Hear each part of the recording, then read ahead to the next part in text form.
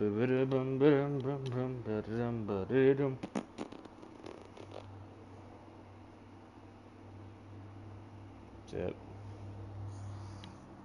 How you doing? You saw nothing.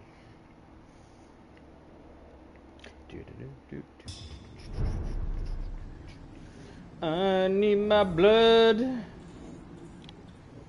I require your sacrifice.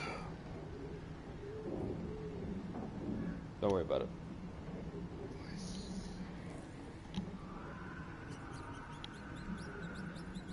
Alright, wonderful.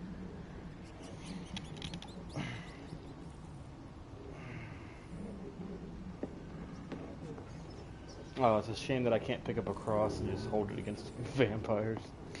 That'd be great.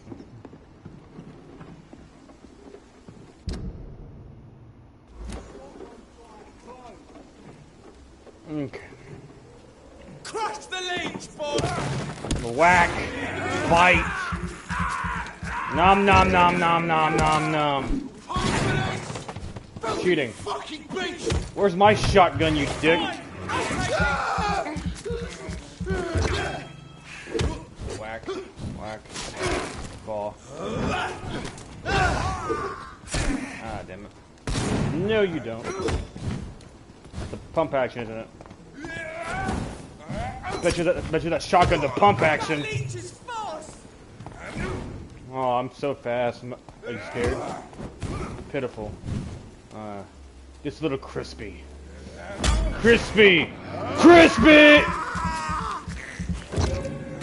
Tasty. Try again. Try again. Come on. You can do it. You can do it. Come on. You can do it. Aw. Trying to warm me up, are you? Come on. There you go. Ah, go to sleep. Go to sleep forever. Also, hello. Sorry, I'm having a bit of a fun time smashing people around. He's an executioner, huh? And more and more of these bloody leeches every day. Aye, but the guards recruit more and more every year. But I smack you. Hi, Tom.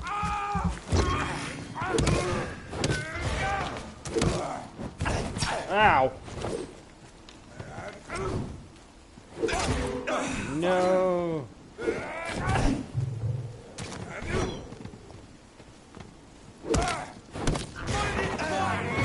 Got him.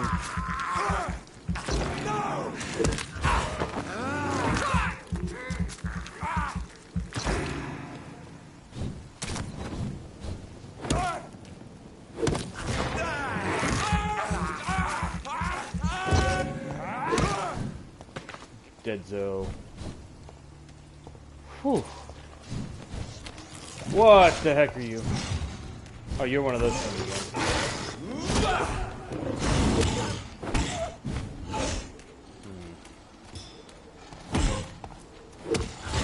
Bite! Nom, nom, nom, nom, nom, nom, nom.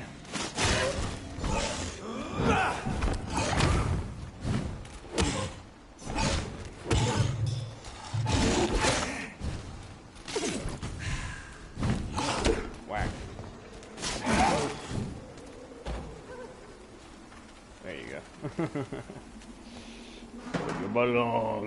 It's locked. Why is it locked? Curfew. Unfortunately, I don't believe in curfew. I don't believe in any of that baloney. Better go home, sir. It's one of them! Never going home. He's dead! I mean, really? Are you really that shocked to see it? Come on. You can do it. You can do it.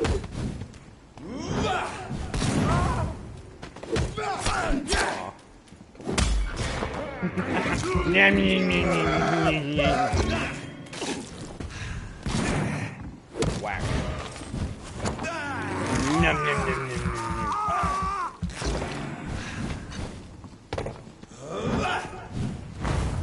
That's cheating. Ooh, nice try. There you go. Whack.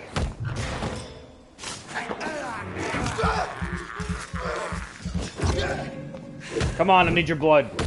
I need it. I need it more than you do.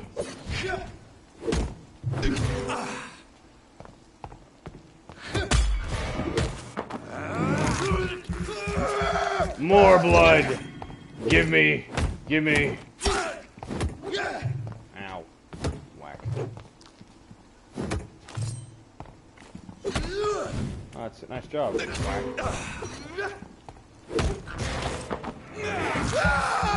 Num num num num.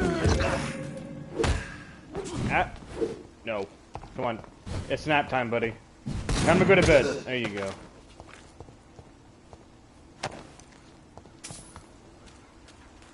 You feel nice and refreshed when you wake up in the morning. And potentially soaked to head to toe, but not my problem. Whitechapel. This neighborhood is linked somehow to the kind Lady Ashbury's blackmail. First, let's find this Petrescu fellow.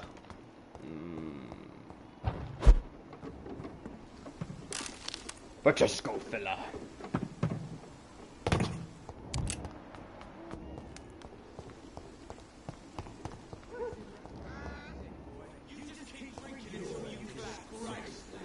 Fuck you all! Fuck it all! Stop it now, Albert, stop it! Me? I'll not die in some reeking worse than a week-old lavvy.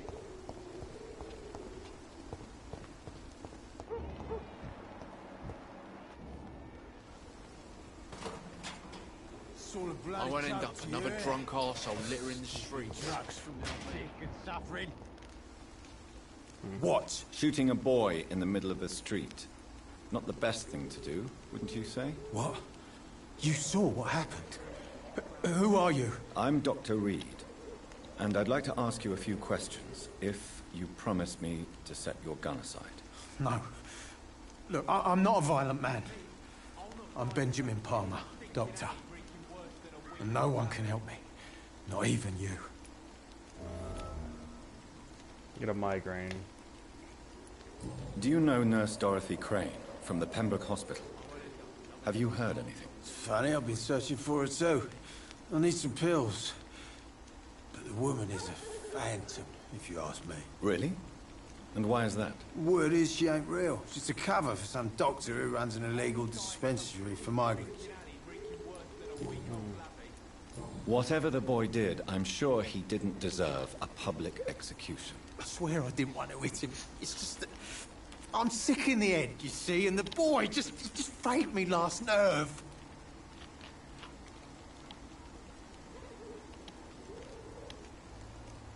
It's not an excuse to kill somebody.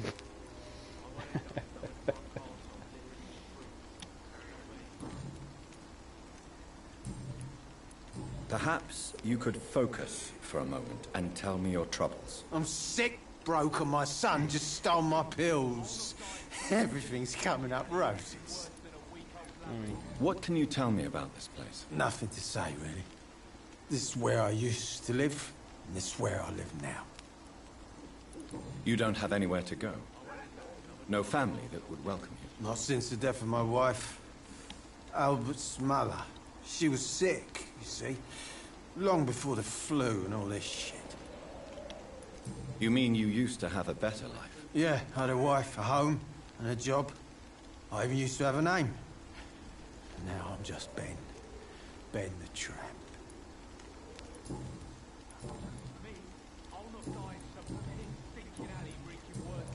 Okay, I'm assuming this is a letter that I picked up regarding A gun, someone else. alcohol, and a bad temper make a terrible cocktail, sir.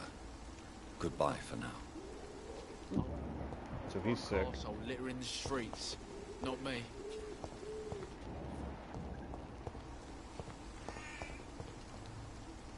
Are you all right? The bastard hit the wall next to me. I don't even know if he meant to miss. If you've been hurt, I can help you. I'm a doctor. Name's Albert. Remember it. Now bugger off. fatigue.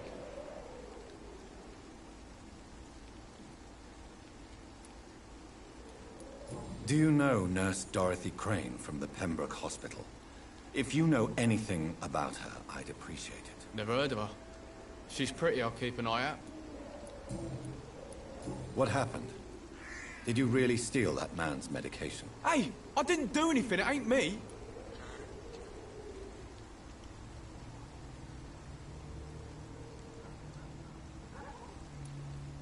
Medication and drugs are a rare commodity in East London. So you picked an easy target, didn't you? Sod off, mister. You ain't got no clue what's going on here. Bastard was a soldier in the war, so now he's got the right to shoot me. It's true. I'm not familiar with this part of town. Perhaps you could help me. I said sod off. Go find yourself another guide.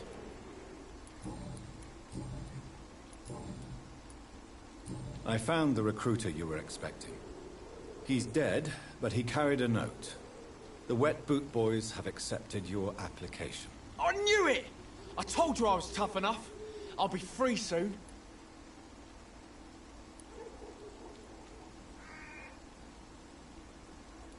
This note was found on a dead man, Albert. If that doesn't change your mind, then you must be ready to face the risks. You're all fancy words, none of which concern me. Go worry about someone else.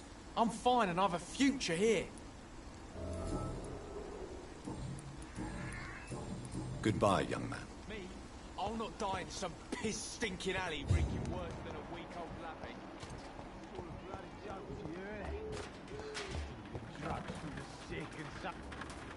Good evening, Benjamin. Can I help you? I'm afraid... Oh, I can't give him that letter anymore. A gun, alcohol. Okay, well. Oh, well.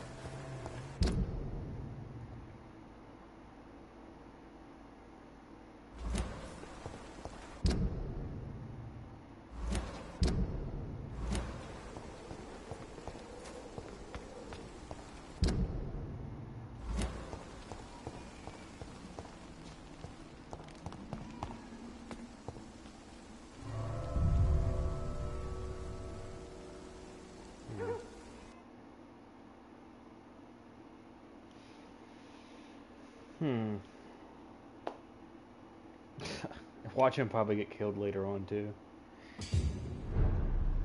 And then the game's gonna be like, oh, you gave him that letter, so he, because of your choice to give him the letter, he's gonna die.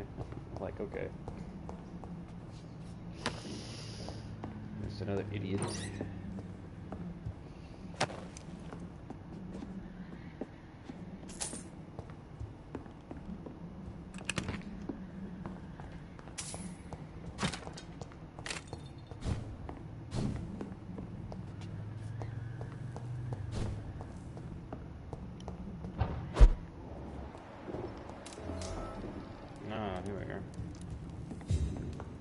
Like so, do I have enough for fatigue? I do.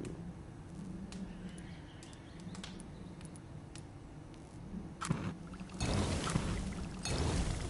I'll just make two just in case.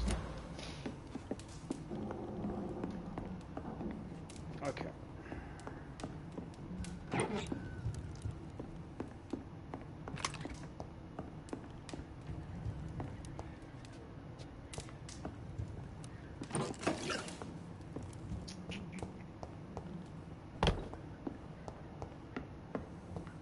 So let's go take care of that person who had the fatigue.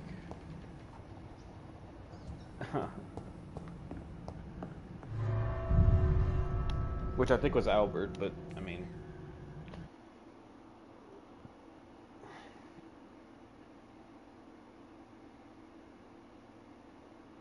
in dangerous combat situations. I'm probably gonna hold on to syringes until like boss battles or something. I'm not gonna be wasting them on like just smaller enemies. Unless I really need to.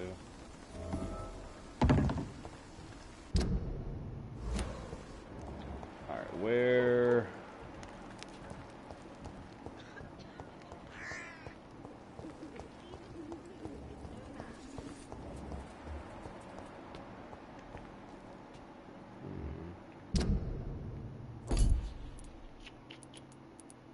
you had a migraine. You have fatigue. Oh, boy. Dorothy? Wait, Dorothy. What? Aren't you part of a hospital?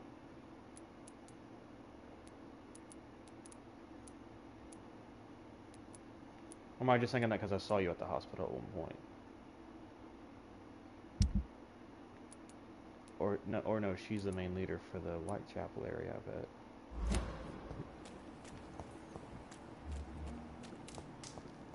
Where is... I cannot enter. I cannot enter this side.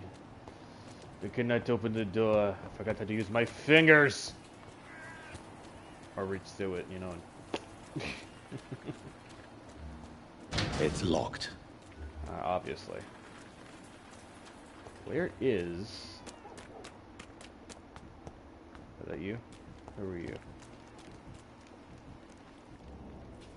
Y'all are bad people.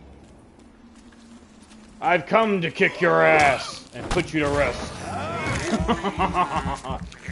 Deliciousness. Please. Come on, you.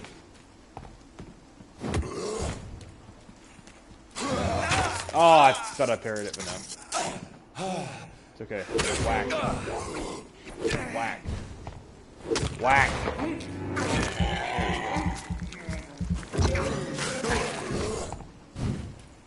And whack. There you go. Nighty night. Night night forever.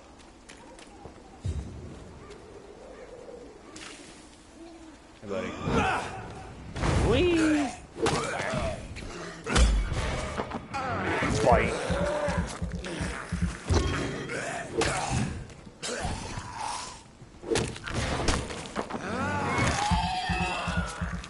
Blood at full capacity. Alright. Nobody over there. Why's there blood over there? Ooh. Buddy! Die, face! Nope. Die, leech!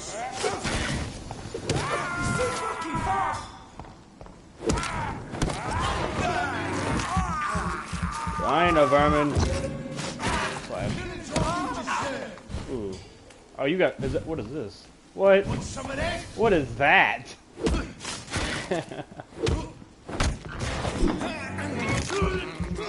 I kind of like it. What is that? It's like a flamethrower, maybe? I hate leeches! Oh, I hate guys that are carrying dust throwers or whatever that is. Maybe it's ash or something. You're not dusty enough. All right.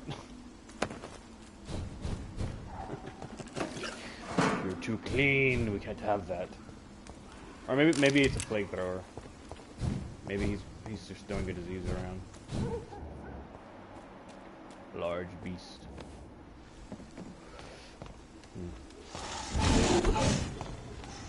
Whack. Whack.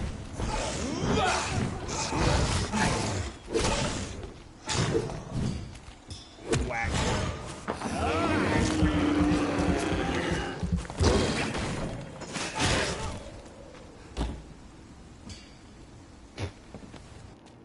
He had a little rag dolls. Just one knee and...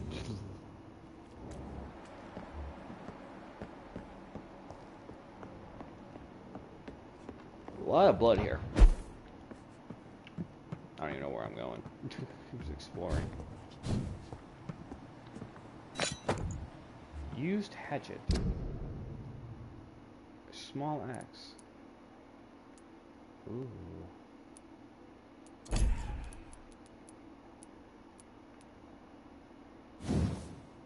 Oh, but I lose the parry.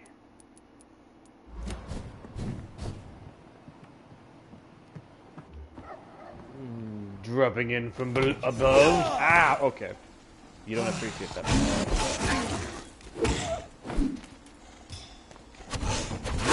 Ow. Whack.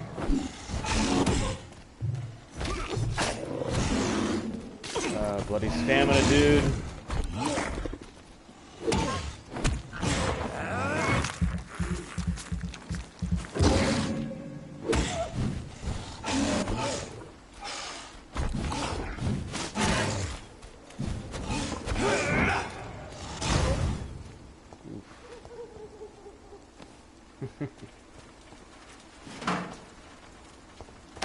Maybe if I get a spear, I can like impale them on the walls.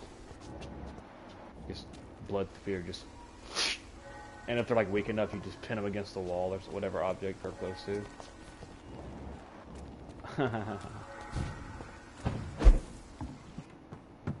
Decoration. Not exactly a treasure chest. A battered box, some knickknacks, and a letter. What?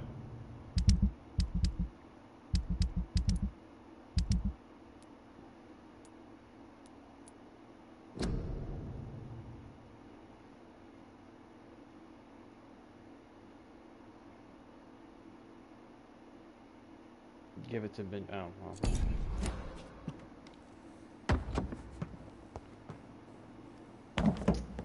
I mean, if he gets killed, that's his problem, not mine. He made a choice.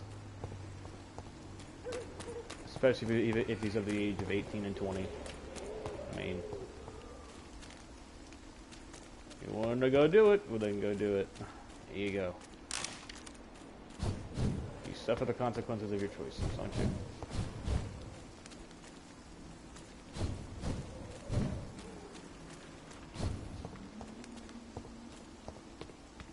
Where is...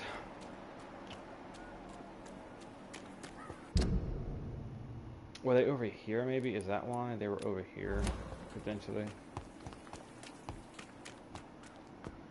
Because I bet you that's what... Why is there a baby crying right here? There's no need for a baby to be crying. Well.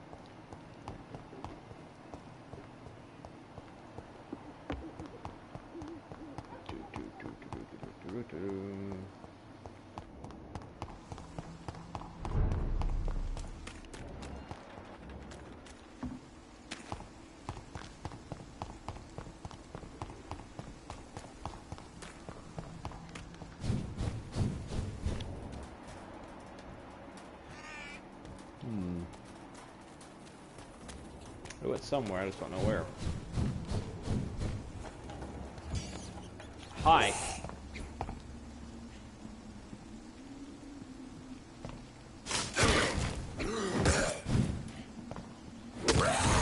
Whack.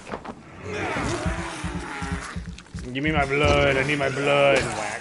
Whack. More blood! And go to sleep. Delicious, nutritious. Alright, anyway.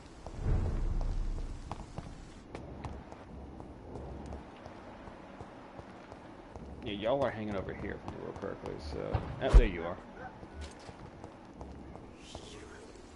How are you, boy? I'm not your boy, all right? Now piss off. Do you need assistance? Please. Feeling tired these days. There you go. There you go. Let's hope nobody steals it from you. Very funny.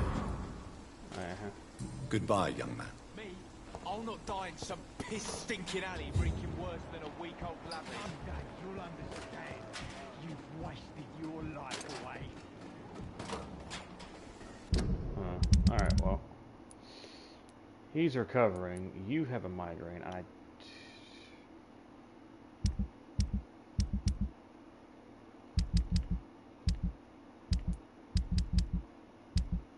Okay, so you're recovering. Pretty much all these other people are here. Serious.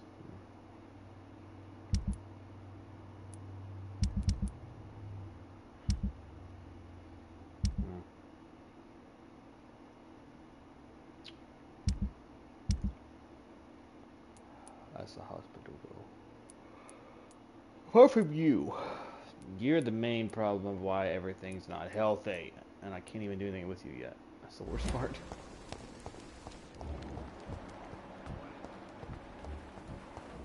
Anyway. Good evening, miss. Good evening, sir. Are you interested in a miraculous cure for this unknown and deadly epidemic? Actually, I am. Then you have come to the right place. The famous Swanborough cordial is all you need to help keep you in perfect health. Oh, really? Why didn't I hear about it during my studies?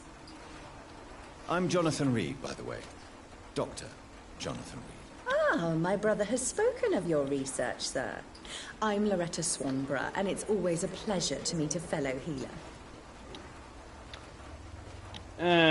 Let's see what you got. I'd like to see what kind of medicine you're selling. Drugs for the sick and suffering. Ooh.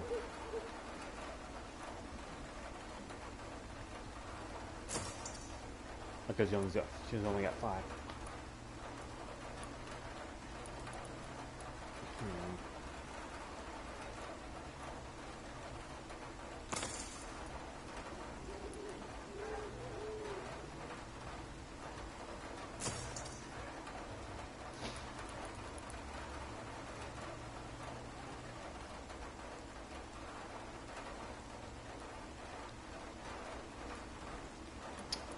It would be nice to actually be able to get more recipes. Anyway. Good evening, my dear colleague. Do you know Nurse Dorothy Crane from the Pembroke Hospital? I'd like to know more about her. I don't like to talk about competition. Competition, you say? Never met her, but it seems she provides some sort of medical care to the poor. The whole thing has to be some sort of scam, if you ask me.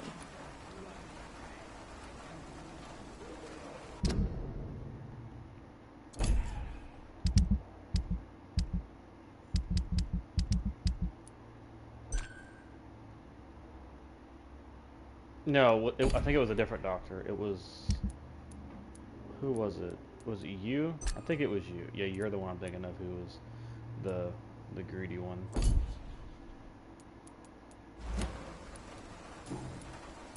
Tell me, who intrigues you most in Whitechapel? The region itself is something to see, but I would say Camellia the mute florist who gives away her flowers.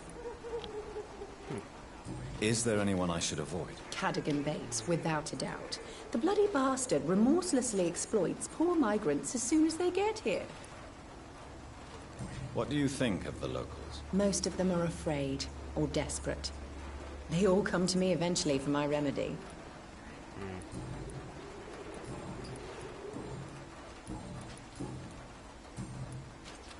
And you're healthy, which is good. Goodbye, Miss Swanborough. Perhaps we'll talk again.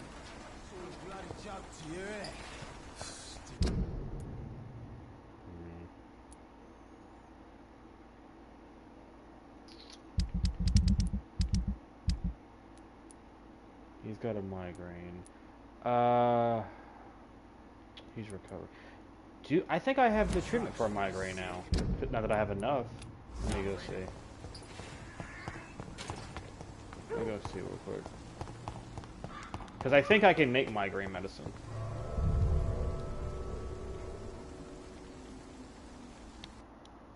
And if I'm lucky, I might be able to make... I think, no, I don't have a medicine for a headache yet. Because that's the one I keep thinking about.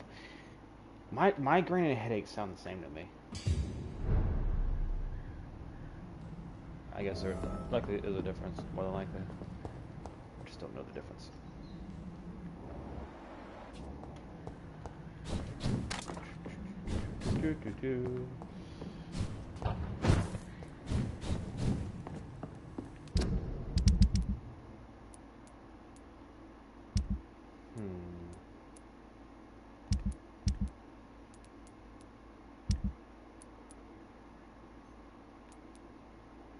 Cold. Okay, so...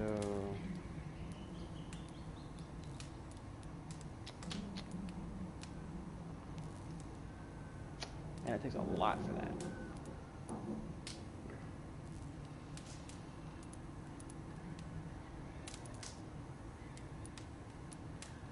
I still have another one for fatigue, but my bigger problem is going to be like the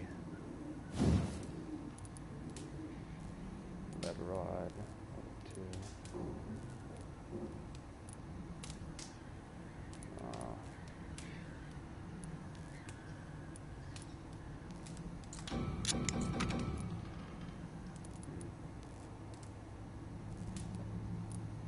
like I can use the other one. Dang.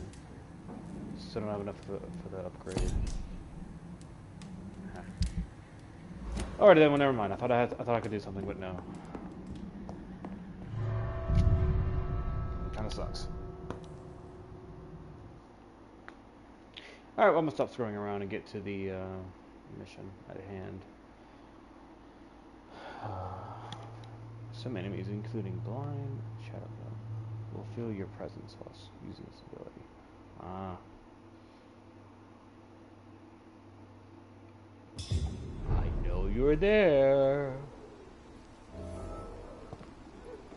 Just don't know where.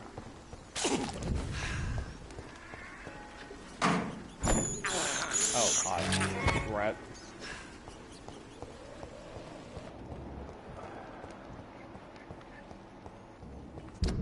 Get that off the map.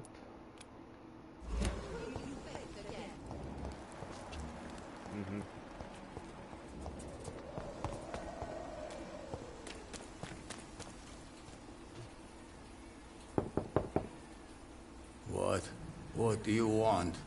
Leave me alone. Good evening, sir. I'm Dr. Reed. I'm looking for Nurse Dorothy Crane. There is no Dorothy Crane here. Now goodbye. I'm afraid this medical leaflet says the opposite, sir. Really? Well, I'm afraid I'm going to close this door right now. Go bother someone else, Mr. Doctor. To enter that house, I must discover who this man really is. Maybe I could start by observing what he's up to. Bronchitis, ooh.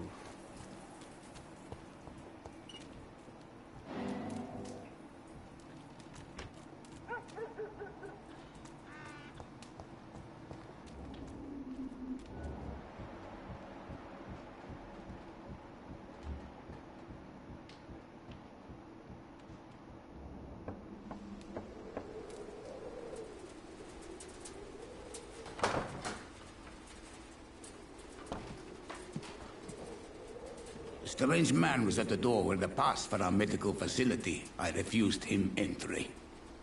Darius, how could you know he didn't need our help? His clothes were too finely tailored to be from Whitechapel.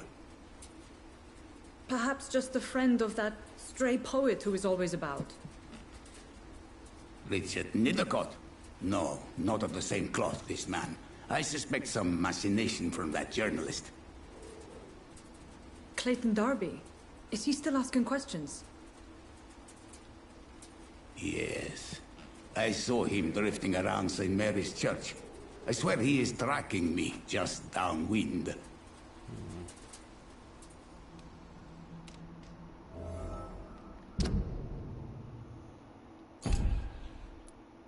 This dude's hurt bad.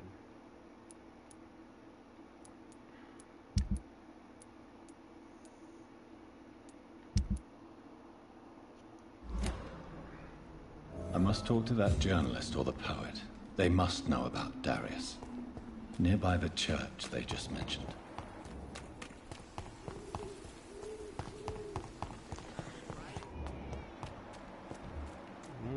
Cheap price, good quality. Welcome, sir. Take a look. Please, take a browse of my wares. I am Dr. Reed. I would like to ask you a few questions, if you don't mind. Doctor? Interesting. I'm Barrett Lewis. Usually I don't have time to waste with talk, but at this hour of the night I can hardly refuse. What do you got? Right then. Show me what you have.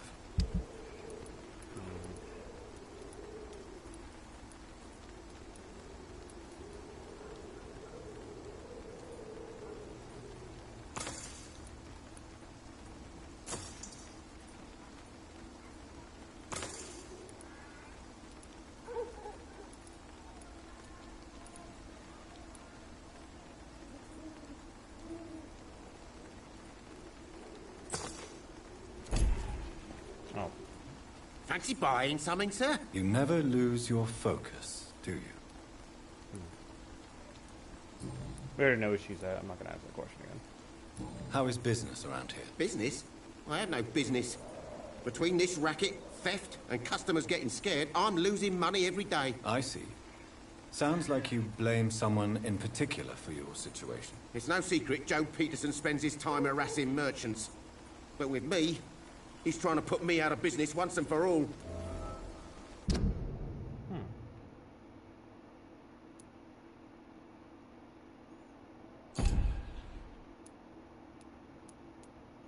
Oh, good, you're healthy. Awesome. Let's keep it that way, huh? A lot of sick people over here.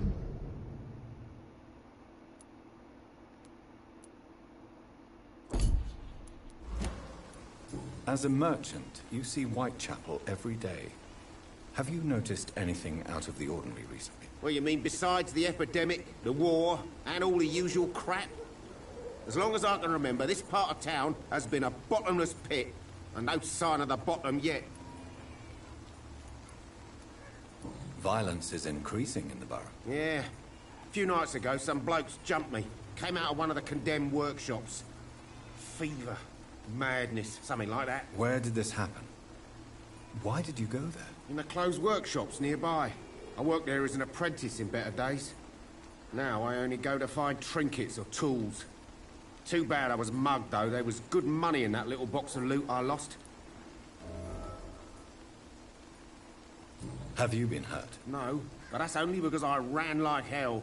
Those men were raving lunatics, I tell you. Not even able to speak anymore, just screaming.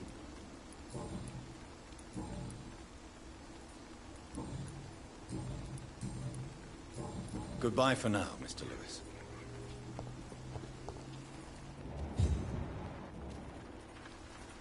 Excuse me, sir. I have a few questions for you. Another journalist? I didn't answer the first one, so piss off! I'm not a journalist, I'm a doctor. A doctor, you say? It's quite a rare breed in this part of town. Really? But still, here I am. Dr. Jonathan Reed, at your service. I'm Joe Peterson to some, but Colossus Joe to most. And I don't remember asking for your service, sir.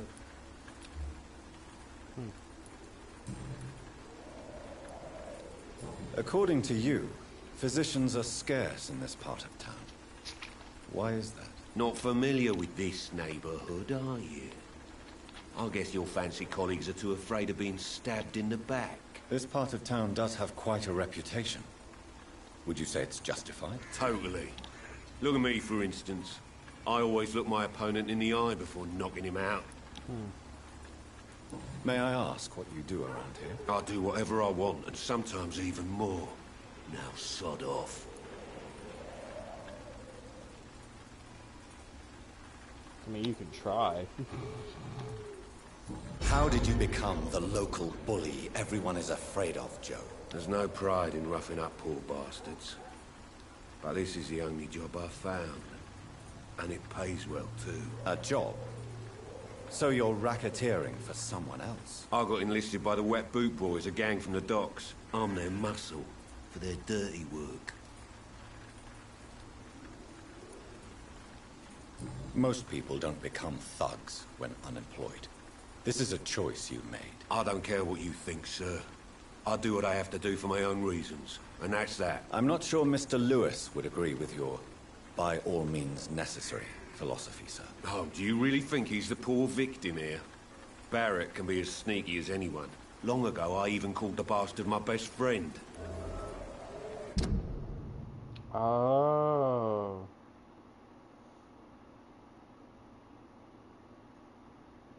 Huh.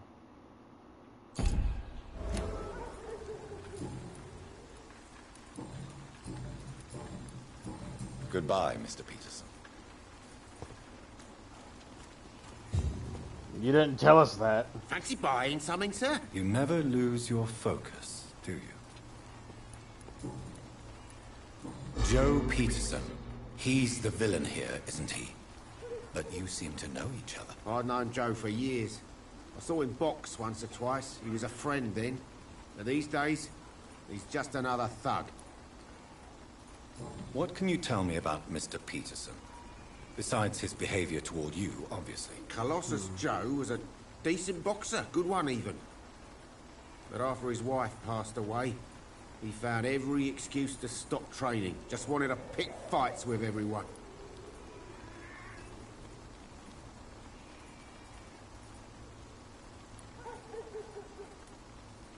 Without making excuses for him, It's safe to say that despair can poison even the sanest mind. We've all had some rough times, ain't we? But most of us don't use our fists to see us through.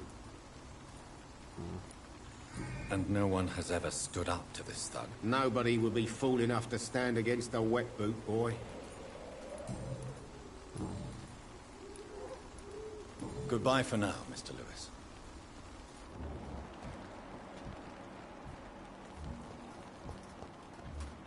I know it's hard to believe, but this district has always been wretched. Unless you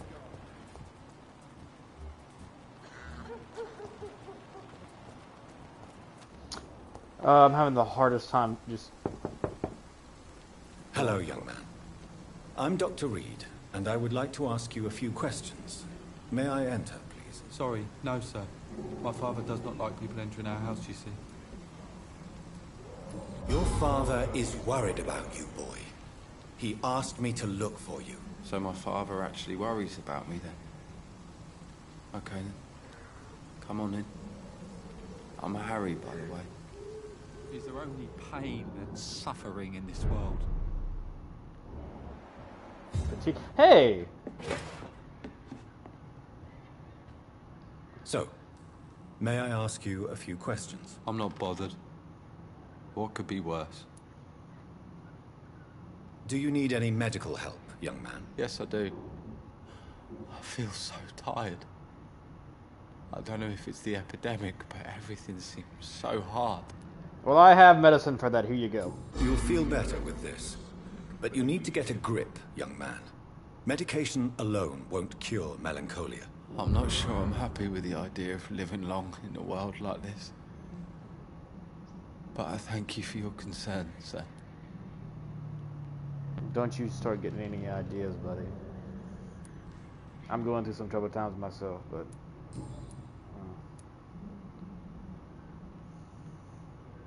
sometimes when you walk outside, you know, the world's not as dark as you think it is. How do you feel? I'm fine. I mean, it's not easy every day, but I'm fine. I'm just tired of being sick all the time. If only I could be tough, like... well, you know. Speaking of which, what can you tell me about your father? My father is an idiot who makes idiot things. That's all I have to say. Forgive my bluntness, young man, but you don't seem happy living in Whitechapel. Why should I? I never wanted to come here in the first place. It was my father's decision. And look around you. Does this look like a nice place to live?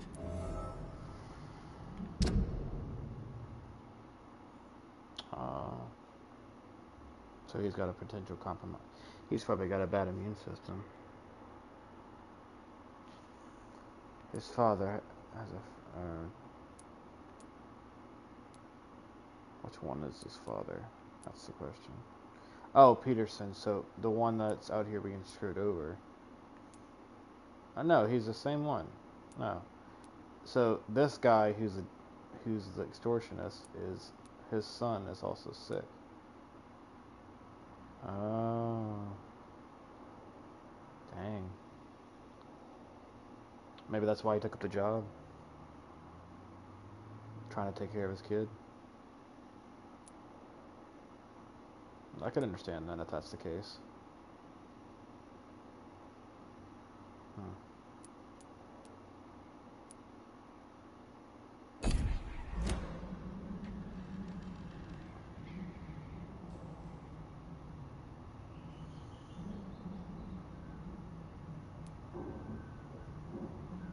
I don't know, what do you tell someone like that?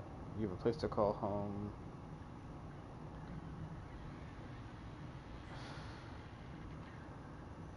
I want to say he does best.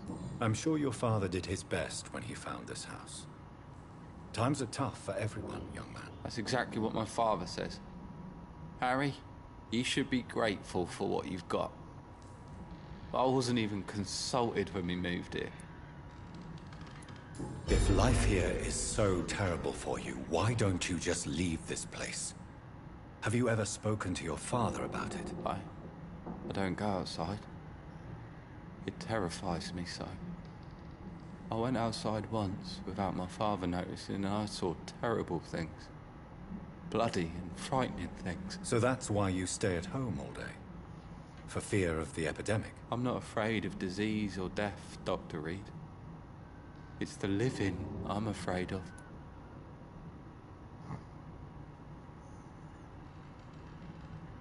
To be honest with you, I could perfectly understand that. I'm close to the same way. People scare me.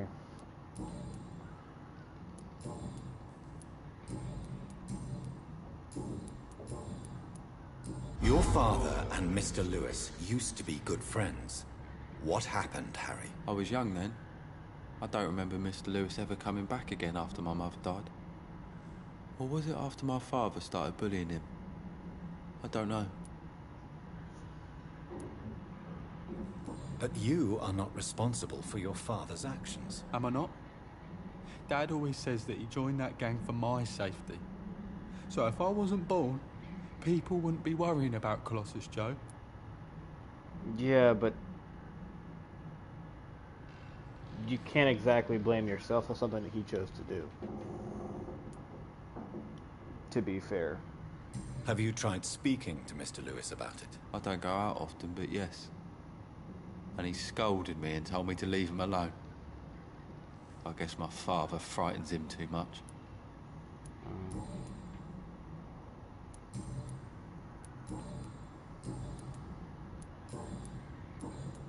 Goodbye, young man. Take care of yourself. Is there only pain and suffering in this world? Poor dude.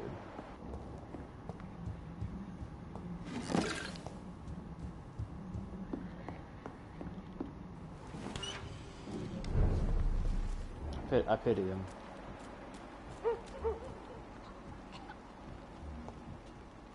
It's hard to look at the world so butterfly and rainbows when you've seen some things. Good quality. Come on, take a look. Don't be... Fancy buying something, sir? You never lose your focus, do you? What do you know of Harry Peterson? The boy seems so fragile. Not like his father at all. Harry's a good boy, but he spends most of his time complaining. He's had it tough, all right, but he needs to grow a pair. What troubles him exactly? Well, despite being his father's son, almost everything, I think. He never wanted to come to Whitechapel in the first place. Hates this place more than most of us.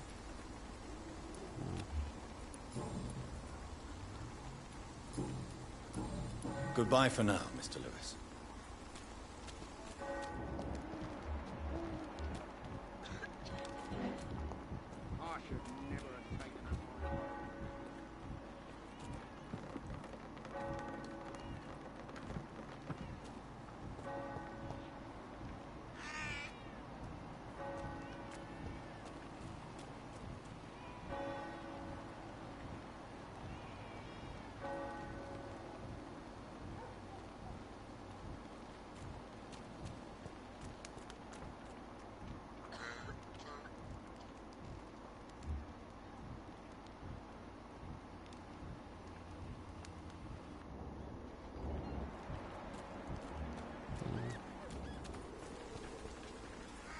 You again?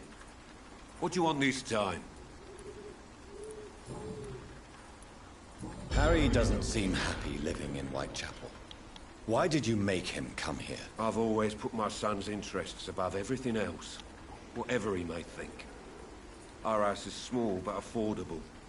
The walls are thin, but the door is solid. You really love your son, don't you, Mr. Peterson? He's my pride and joy.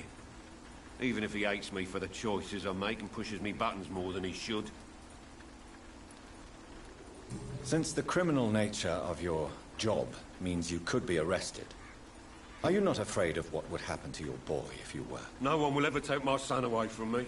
If that ever occurred, I'd hunt the bastard down and rip off his head with my bare hands. Do you have any regrets? Only one. Not to have my beloved wife by my side. She died when Harry was little. My sweet Jane. She gave the boy confidence. Jeez.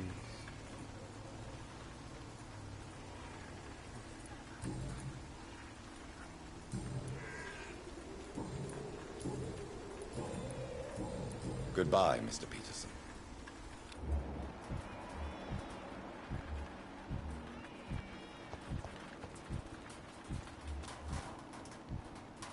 No, please, I don't have your money. Come on, Barrett, you know the game. You pay for peace of mind. Can't you just look the other way this week, Joe? Come on, we can sort it out, right? It's not my call, Barrett. You paid one way or another. Please, Joe. How long have we known each other? We even used to be neighbours, for Christ's sake. I'd prefer not to give you another beating, Barrett.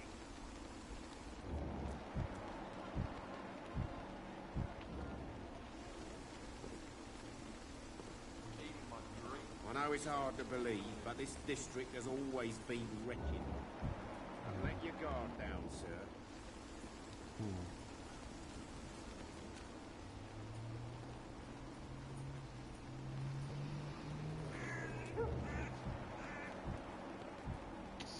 I kind of want to see the interaction between them two. I know it's hard to believe, They were doing an interaction earlier. always been wretched. And let your guard down, sir. I wonder if they're taking a leak.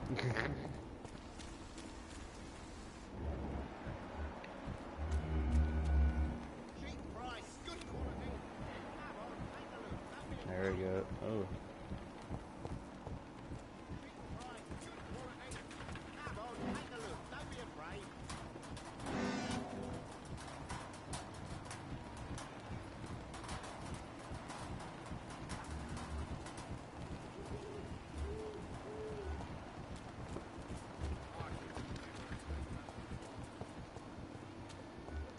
Ah.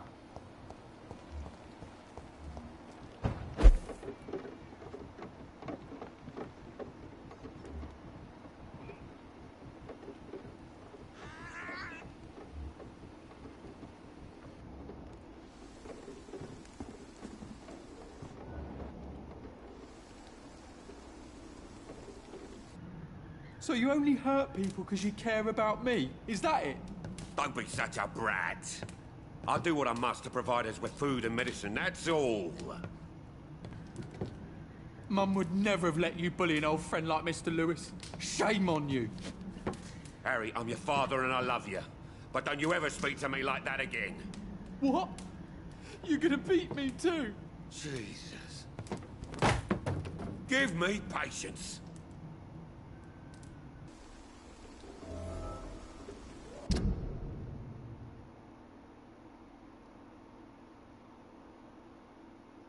Damn.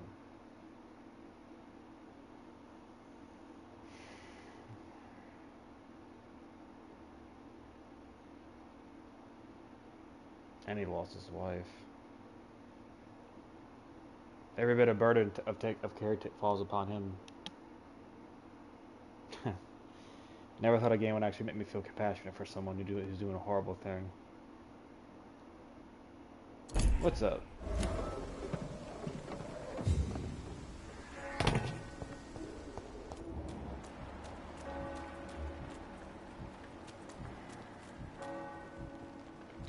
I'm good. I'm just doing what I can. I'm trying to.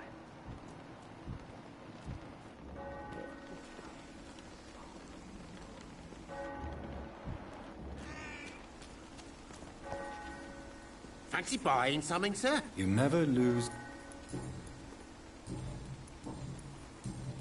Goodbye for now, Mr. Okay. I was seeing if you had anything to say about You it. again? What do you want this time? Why is your relationship with your son so difficult? Harry and I are so different. Sometimes I wonder if he's my own blood. Seems he's ashamed to be my son. Why not change that then? If you used your strength to do good, perhaps Harry wouldn't feel that way about you. How dare you tell me what I should or shouldn't do with my boy? Who the fuck are you to interfere like that?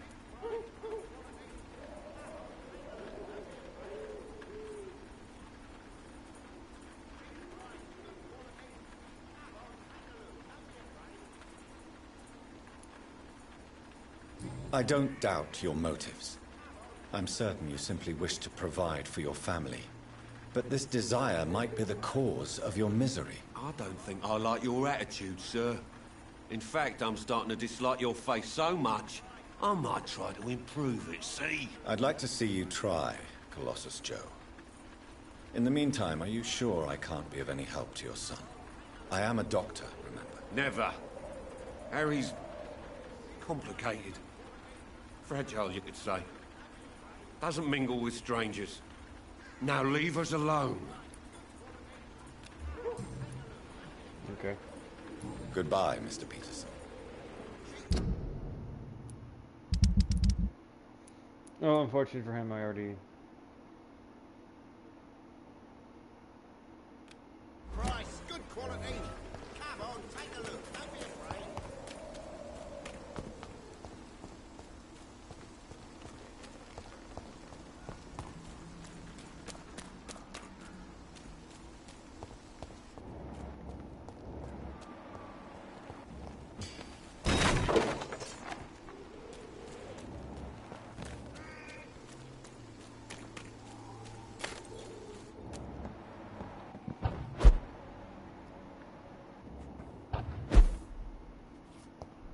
Alright. Oh, was it in here?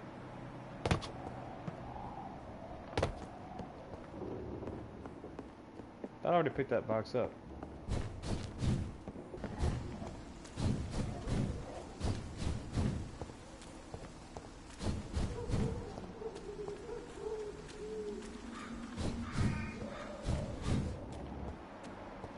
I think the game bugged out because I picked it up by accident.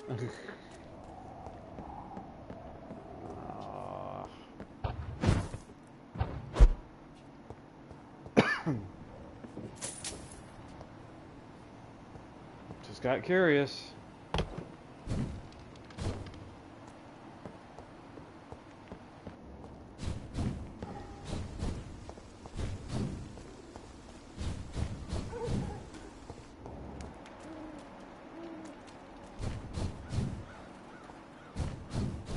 Yeah, I'm pretty sure it bugged out.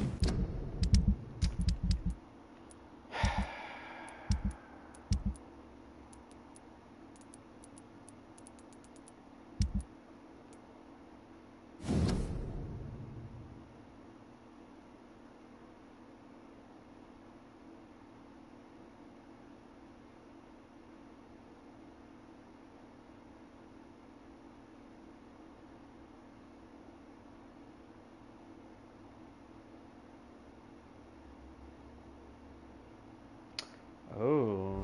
A love letter from Joe Peterson's wife, addressed to Barrett Lewis. Who should I give it to, I wonder?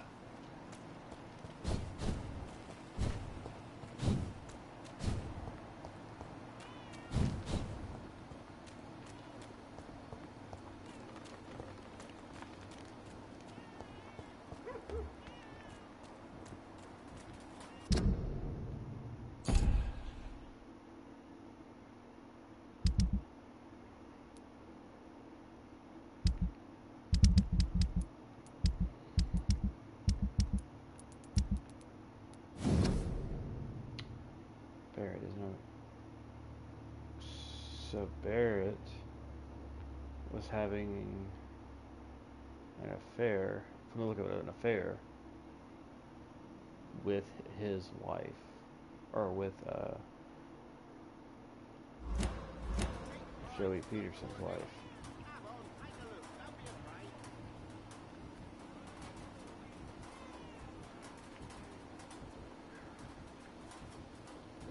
Which means that likely that's his kid. I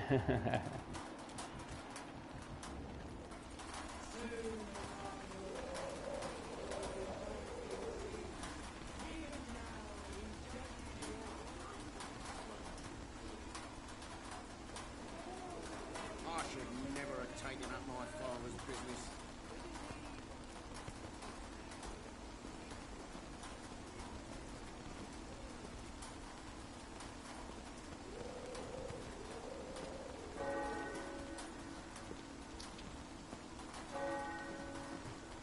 go, please. I don't have your money. Come on, Barrett, you know the game. You pay for peace of mind.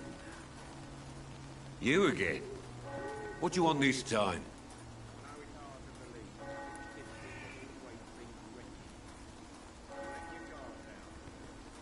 He may be an asshole, but he still deserves. He has the right to know.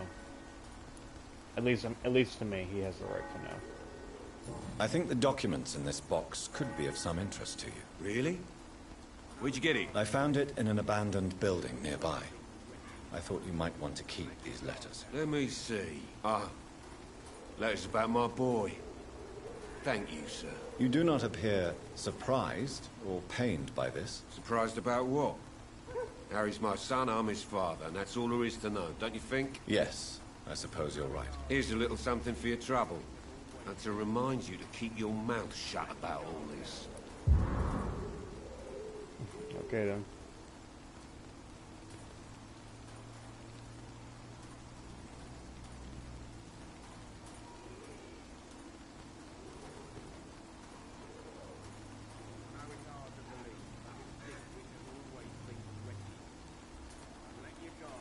All right. Goodbye, Mr. Peterson.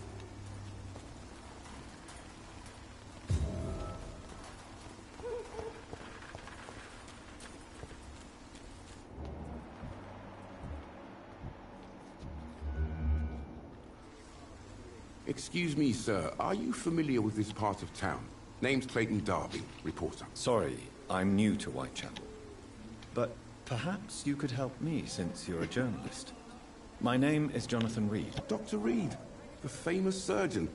I'll gladly help if I'm able, sir.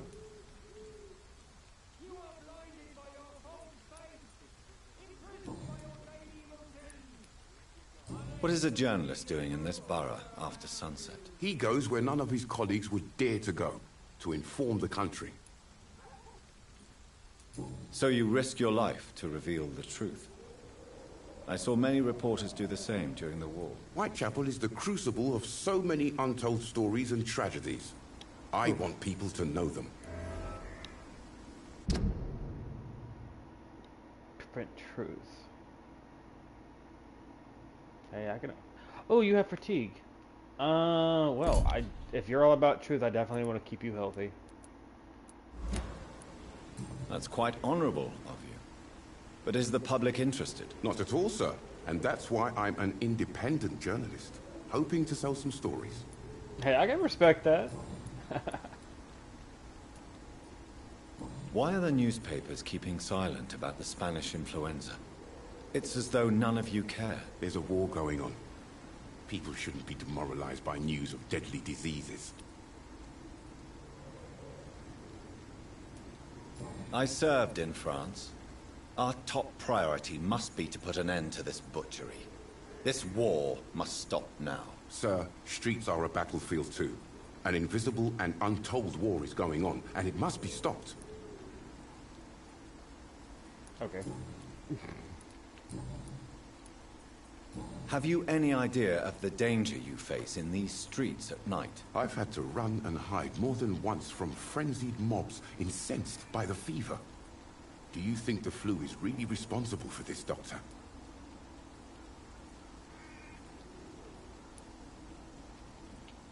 It's not simple. I'm convinced there is more at work here than a simple epidemic. Really? To be honest, I could say the same. Some of the sick I saw or heard of. My God, what happened to them?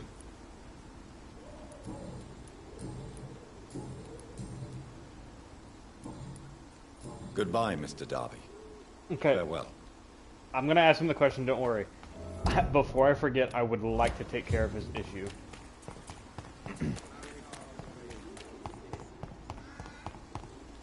If he's true to his word, that is.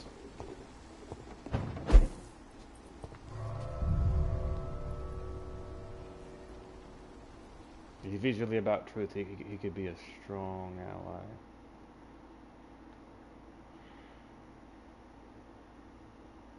Blood of citizens is the fastest way to over. We're not killing people, unless they need to be killed.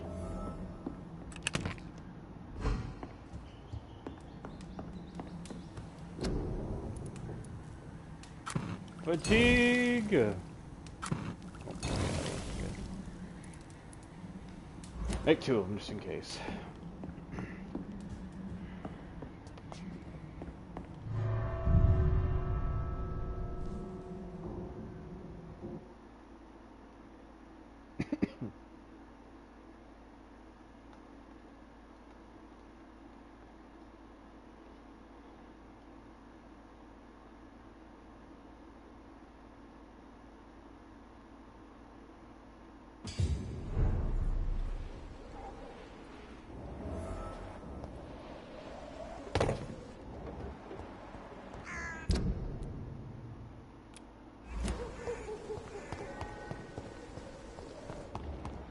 Clayton.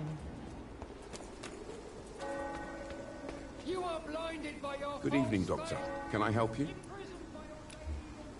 Do you need assistance? That would be nice of you, Doctor. Who knows what I may have caught during my investigation. Here you go.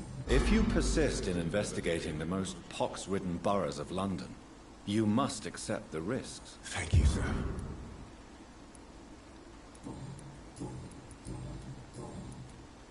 I heard you're investigating an underground medical dispensary in Whitechapel. What do you know about it? Not much, I'm afraid. They are wary of strangers, and I'm not really an acquaintance of theirs. Why do you care?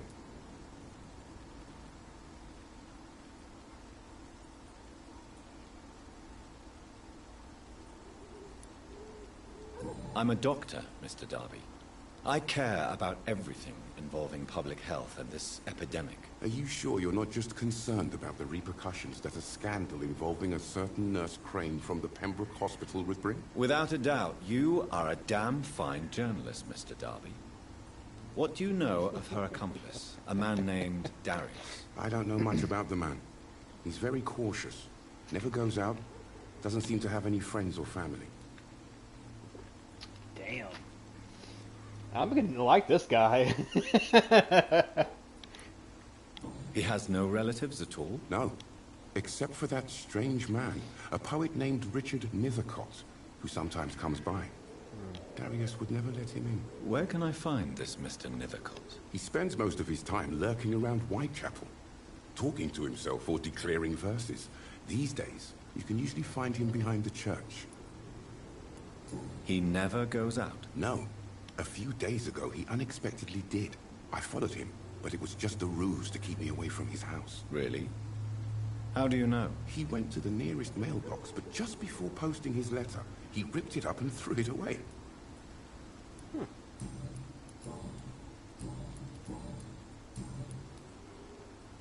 Goodbye, Mr. Darby. Farewell.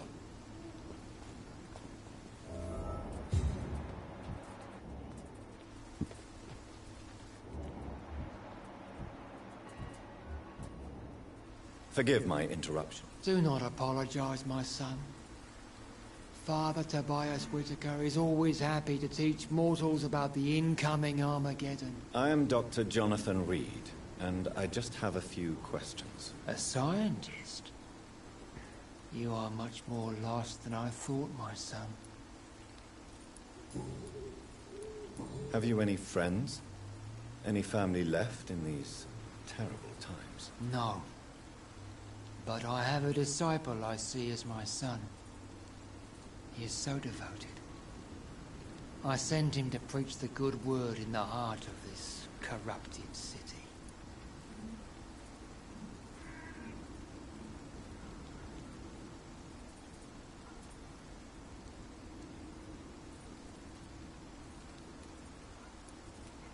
You sent him on some preaching crusade during the epidemic. As a true believer, Samuel will fear no evil while he walks through the valley of the shadow of death.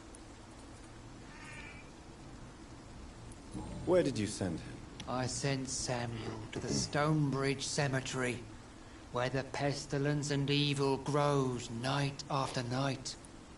Oh, boy.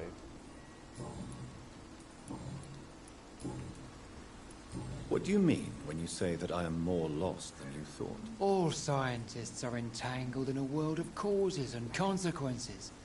and most of them can't see the plain truth. Quite a judgmental opinion, if you ask me. But what do I know? Blinded by science as I am. But you are seeking answers, aren't you? Answers about the Armageddon about to strike the city. Answers about the hidden truth.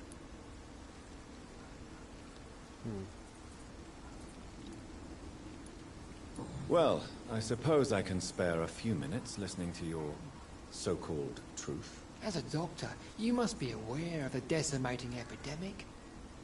But let me tell you that this so-called Spanish flu is just the beginning of the end. What do you mean? The beast is finally revealing itself, corrupting the flesh and the heart of men. With my own eyes I have seen them, those minions from the abyss. Really? And what would be your answer to this biblical threat? We must fight the disease before this legion outnumbers us. But not with scalpels and microscopes. No. What is left then? Cleansing fire.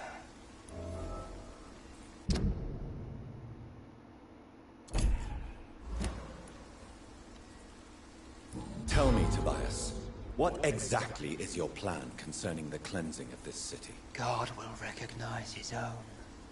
More than once this city has risen from the ashes, hardened and purified by the flames.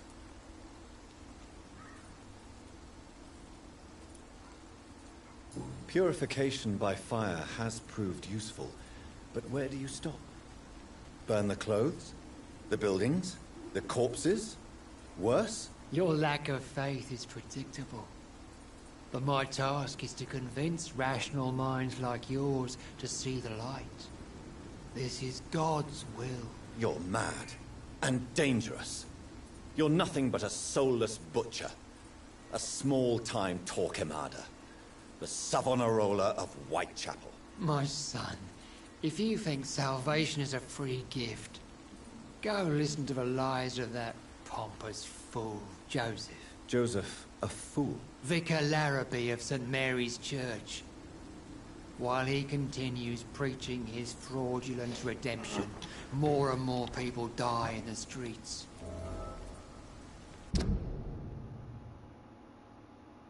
He's preaching a false faith. What do you mean? All quite a... Are you? No. I am.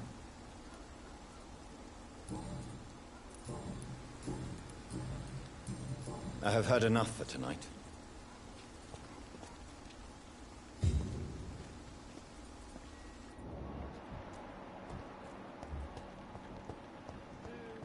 Pay me a glass and I'll be gentle. Pay me a bottle and I'll be nasty. Don't be shy, handsome.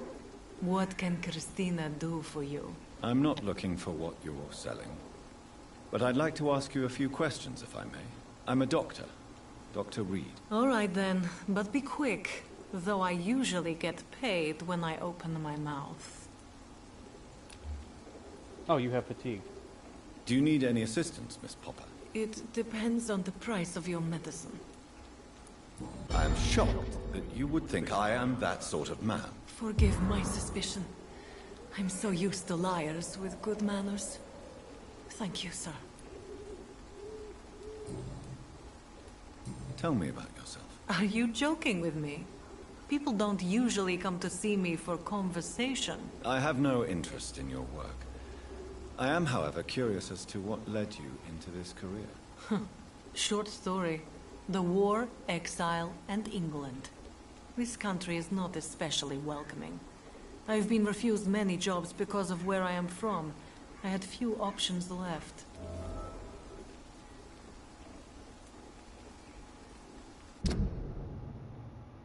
Oh. No. I always thought I was the master of my own fate. But now I know we don't always have control over our lives. I don't judge you. You know, this money is not only for me. I have good reasons to need this money quickly. But it is not your concern, Doctor.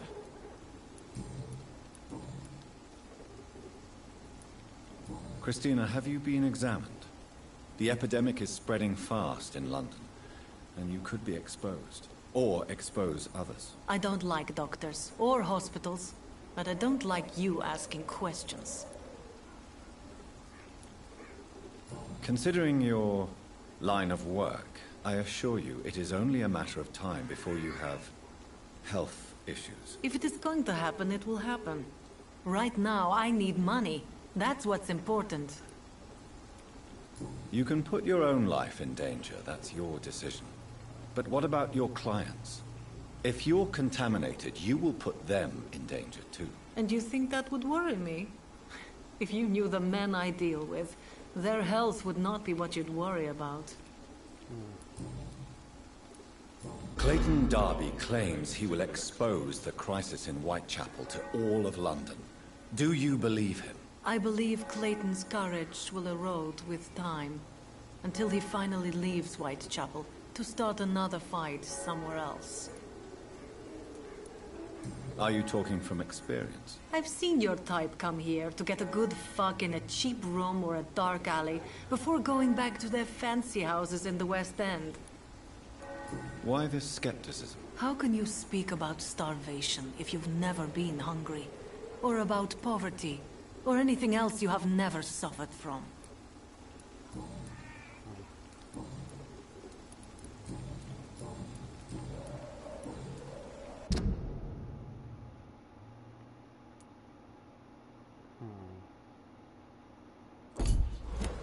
Goodbye, miss.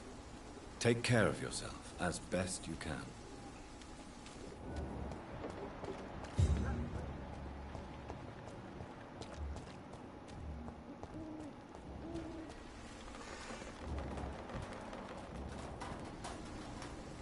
Good evening, Doctor.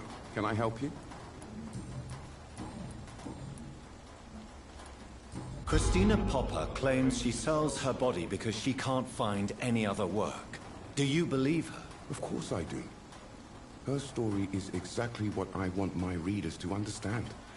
We live in an intolerant and divided nation. Do you think things will ever change, Mr. Darby? I believe the situation can only improve.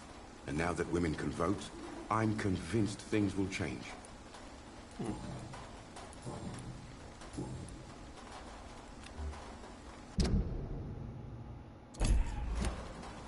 Goodbye, Mr. Darby. Farewell.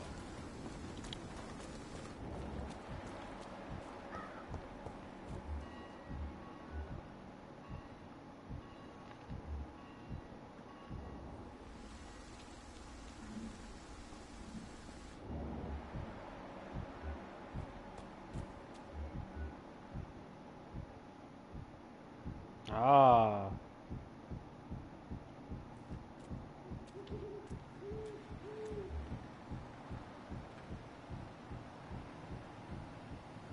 I guess we're gonna find out just how truthful you really are, huh?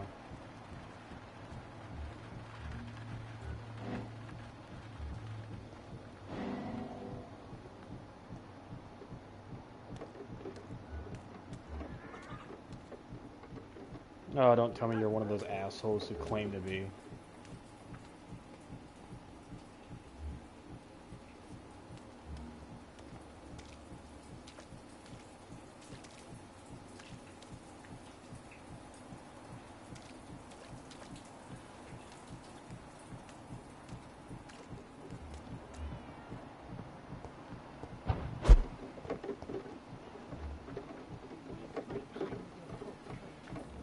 You still want more from Christina? When we spent the night together, my wallet went missing. Are you calling me a thief? I don't have your stupid wallet. I know you. You're a nice girl. Can't we solve this amicably? No, I don't think so. And if you think you know me just because we share the bed together, you're just a lousy and arrogant journalist.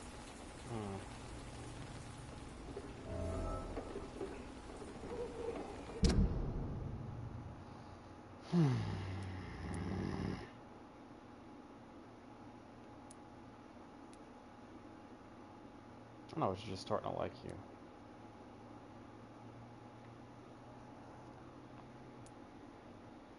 I don't know. Conflicted. I feel conflicted now.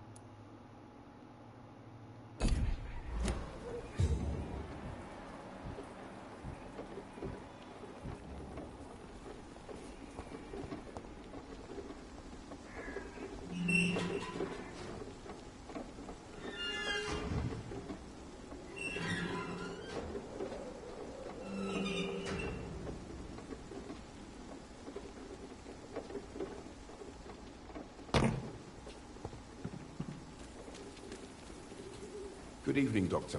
Can I help you? Tell me, Clayton, do you really think this young woman stole your wallet? Christina? Yes. I recently met her. A nice girl, despite her questionable conduct.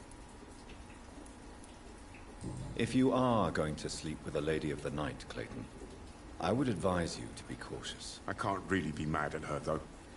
She's just trying to survive. She doesn't have many options.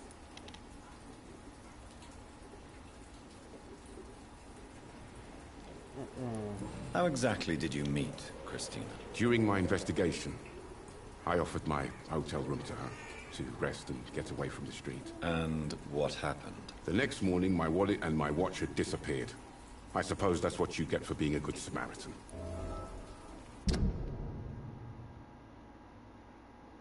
Yeah.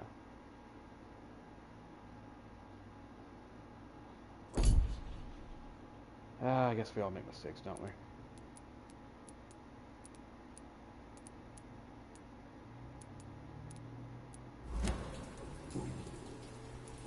Was it wise to become so intimate with a woman you were supposed to interview, Clayton? Maybe it was. But I have learned to look for the inner truth and beauty in people. I know more than enough to understand your situation. For a reporter, you certainly lack impartiality. I would have expected more open-mindedness from an educated man like you, Dr. Reed.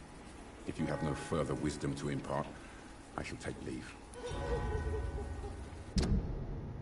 Oh, okay. Right. Goodbye, Mr. Darby. Farewell. Open-mindedness, right. Says the guy who slept with his freaking client. Shut the hell up. Pay me a glass and I'll be gentle. Pay me a bottle and I'll be nasty. Yeah, whatever you say.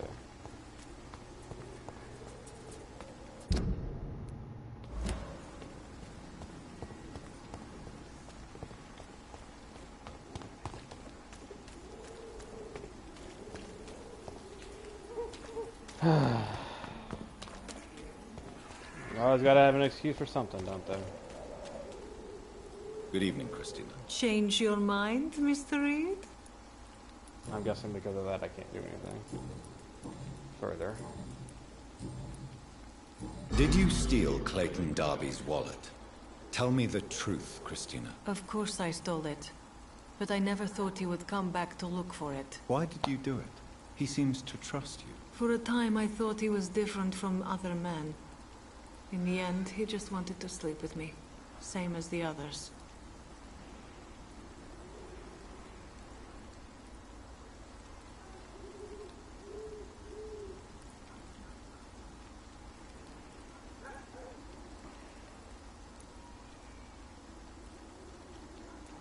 Mixing money with passion rarely delivers a beautiful story. Lucky me. I don't believe in beautiful stories anyway. Okay. Goodbye, miss. Take care of yourself as best you can. Whatever then.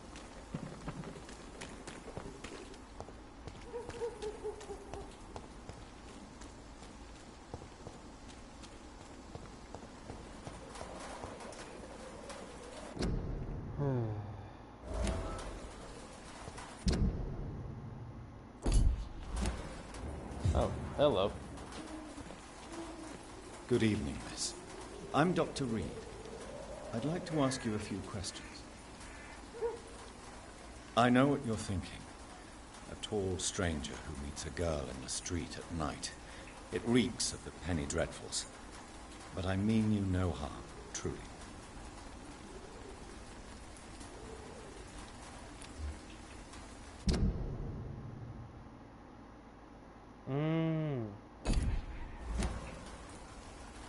I know you understand what I'm saying.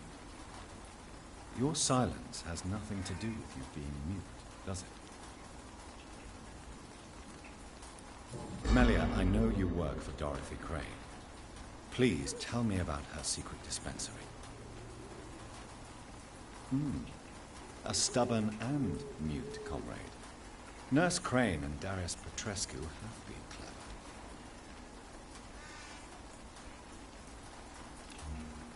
Very well. Goodbye, then.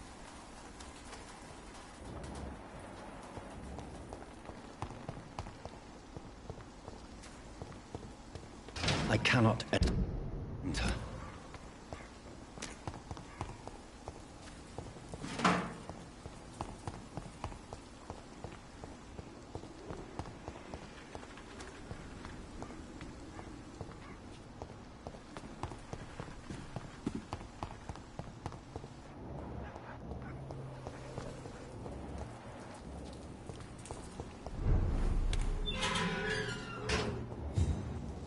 It's an inch!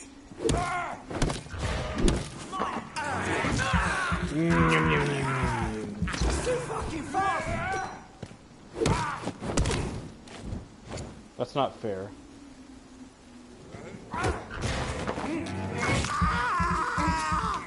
How can I whack you with a torch? Light you on fire. Stay back, beast!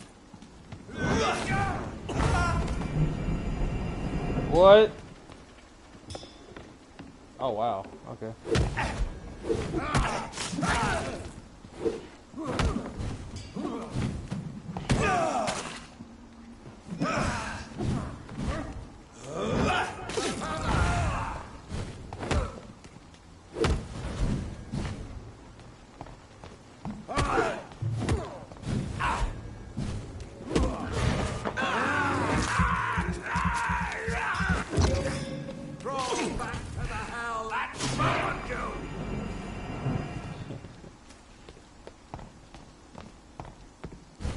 Oh, does he drain my blood too? Interesting.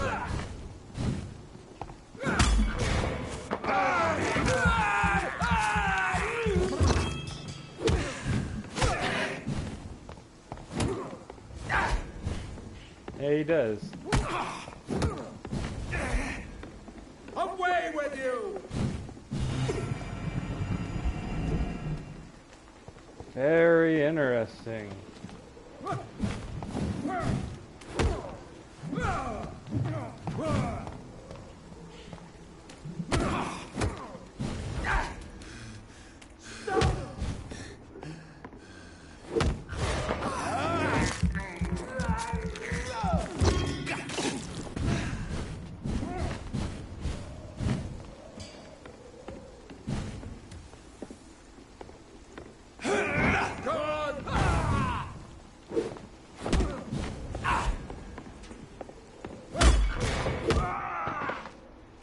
This man stunned me with his faith. His crucifix. This is not good news. That's crazy.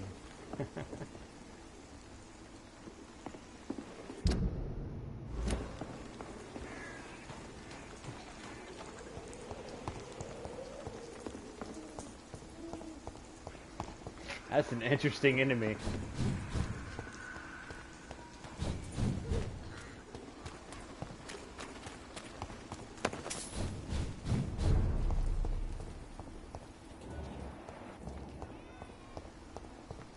I gotta go the other way, I forgot.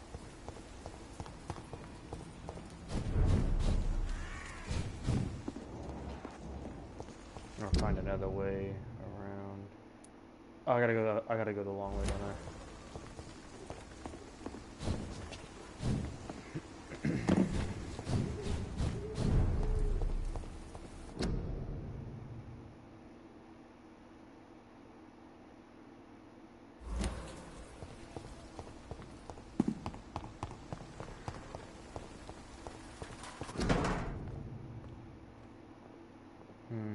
The content of Darius' letter to his children could give me more leverage to enter.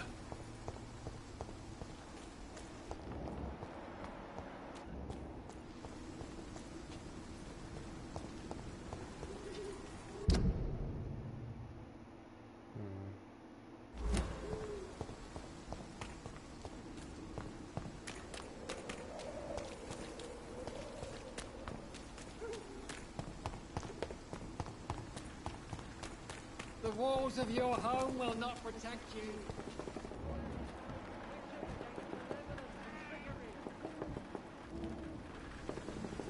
You are blinded by your fault.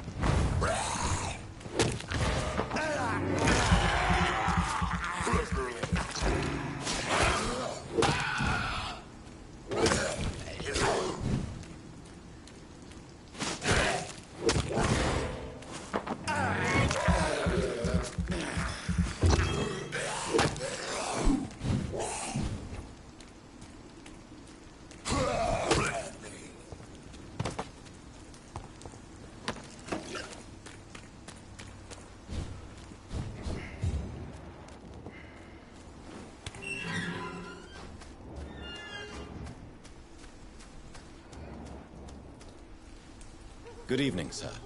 I'm Dr. Reed. I would like to ask you a few questions. Please be my guest. Although I may not be the best informant regarding this part of town, my words speak about that which the eyes cannot see. Really? Are you an artist of some kind? I'm a poet, sir. Richard Nethercott, at your service.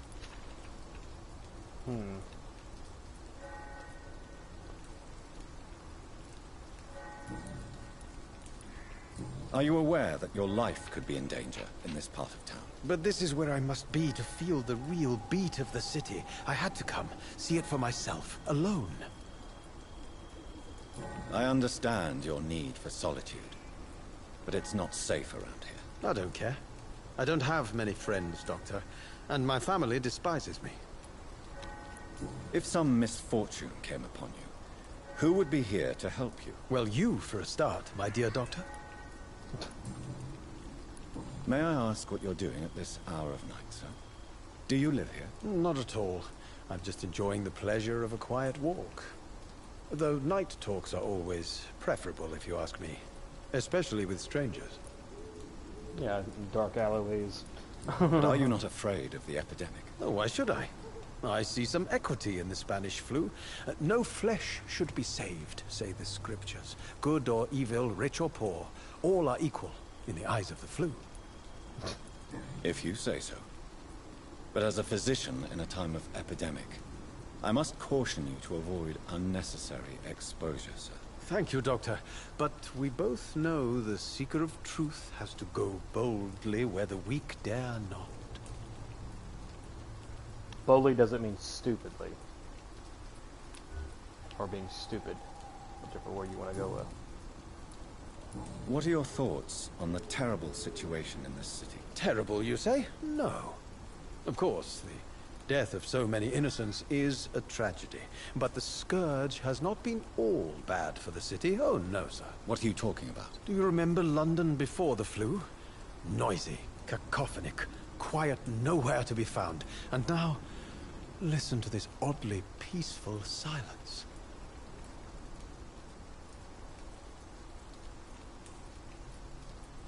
Yes. The enjoyable silence of the grave. You have a unique perspective on the situation, I must admit. Most people fail to understand my perspective. I don't blame them. But how could I call myself a poet if I veiled my feelings?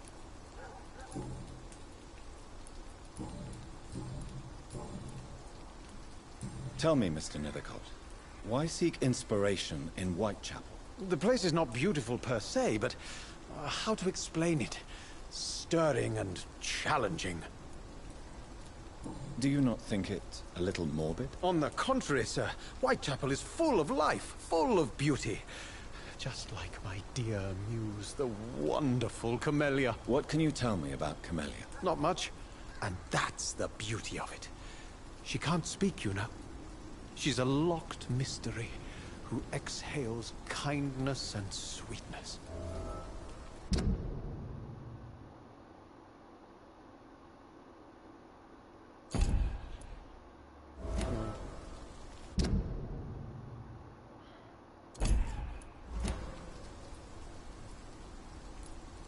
Perhaps you're just afraid to find out the truth about your muse. One day, perhaps, I'll ask her to come with me.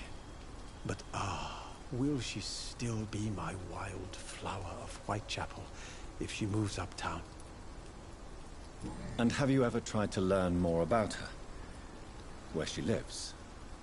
How she survives? Whom she may know? Maybe I prefer she remains an enigma. Reality can be so dull, don't you think?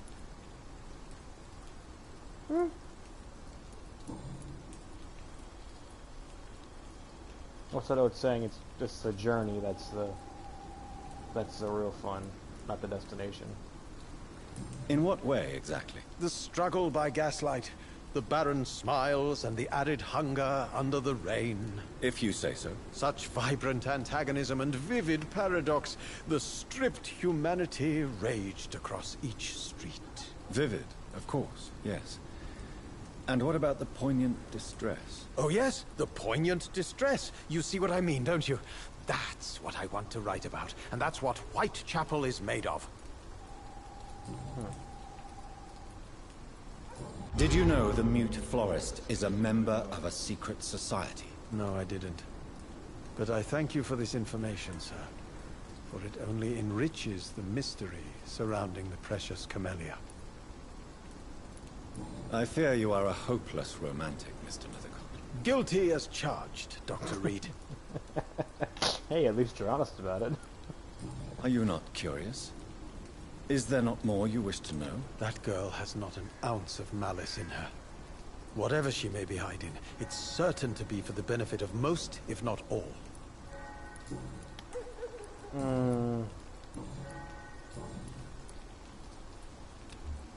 Oh, you have a cold, that's right. May I ask you a few questions about the district? Extraordinary part of town, is it not?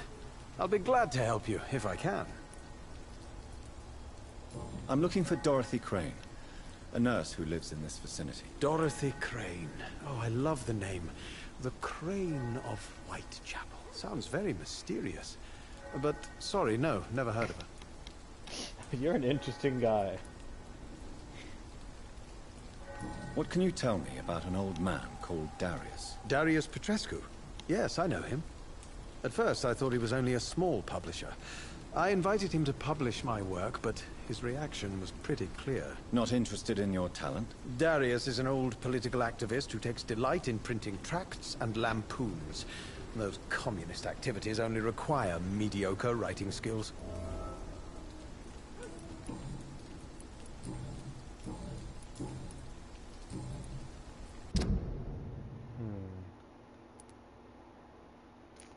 Darius.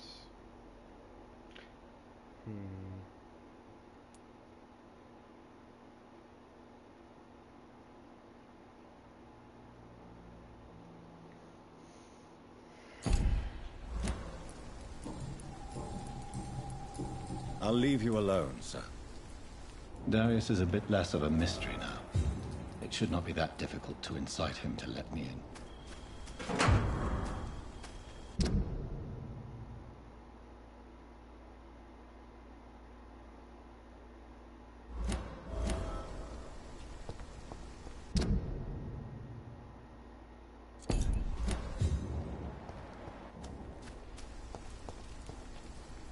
Good evening, Mr. Nethercott. And good evening to you too, my good sir. Can I be of any help?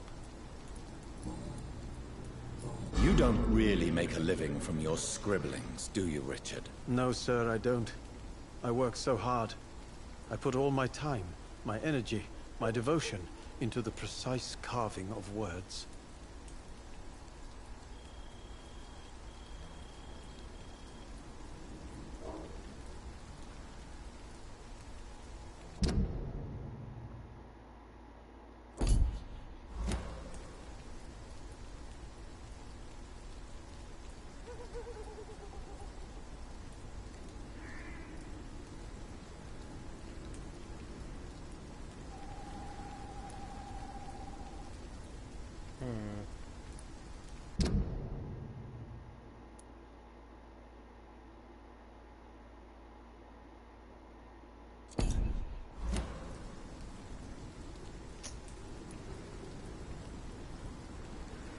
I mean, that sounds like an asshole thing to say. I want to say... Still, you don't seem to suffer from poverty. With thanks to my parents, actually. I'm afraid I would not be able to live on my own without their help. You seem embarrassed. Someday I hope to proudly offer my first publication to my parents. Until that day, I'll remain the failure of a son they have to support.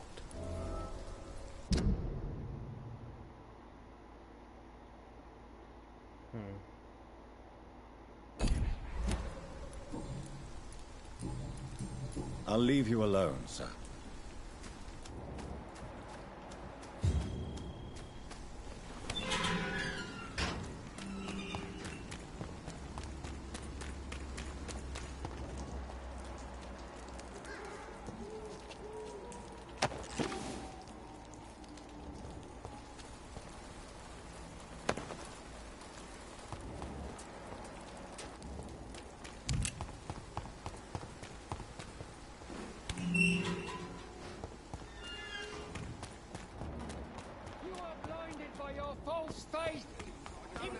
Come on, Barrett, you know the game. You pay for peace of mind. Can't you just look the other way this week?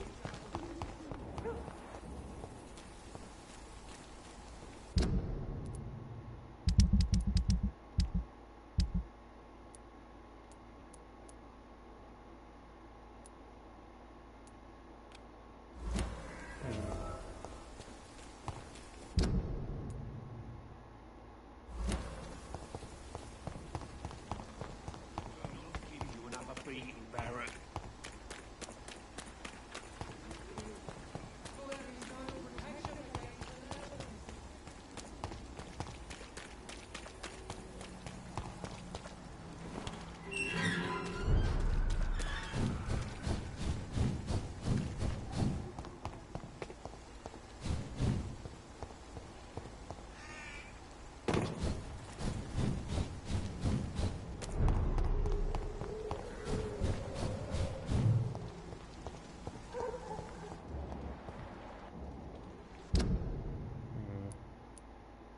Probably should level up a little bit.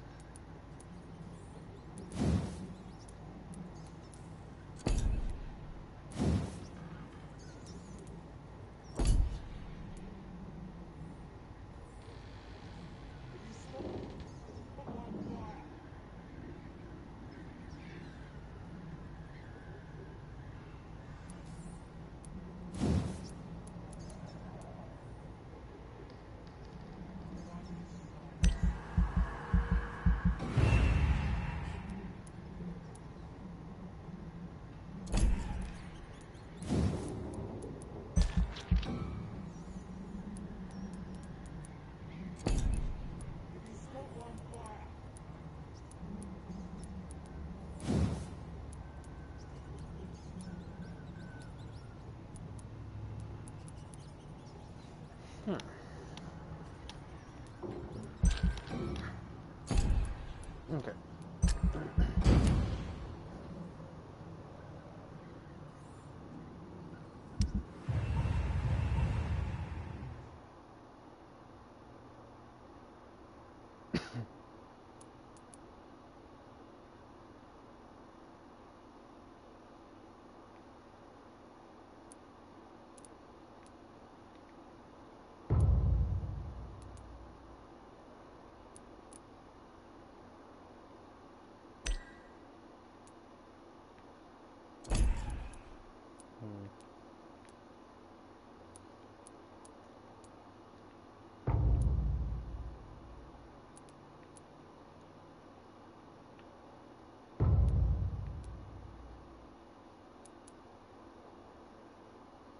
You were the one I was thinking of. I need a bunch of stuff for you.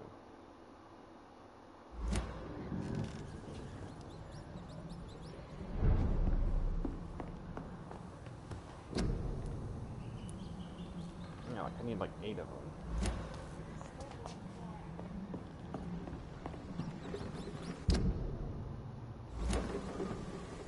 See them fancy clothes? This one's a top!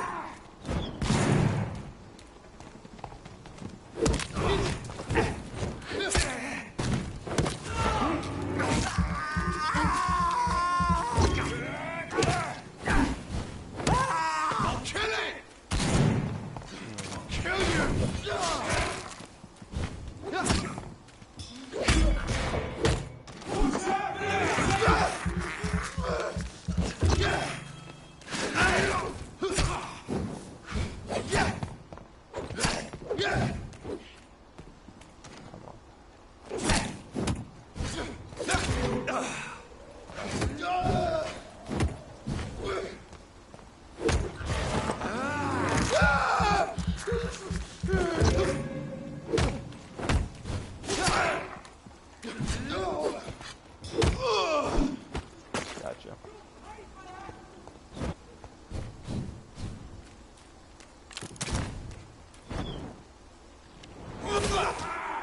Ooh, that's some big damage. Wow.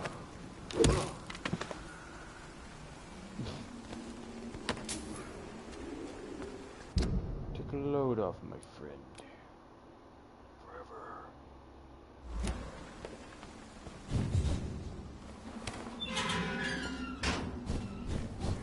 Buddy!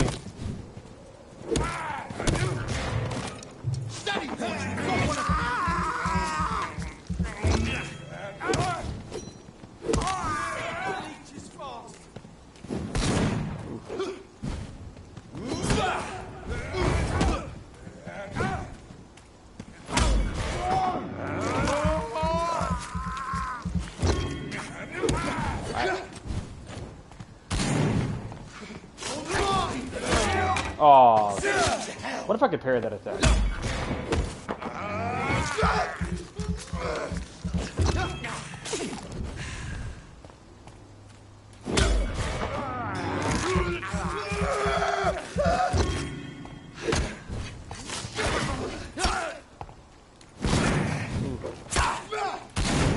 Alright, alright.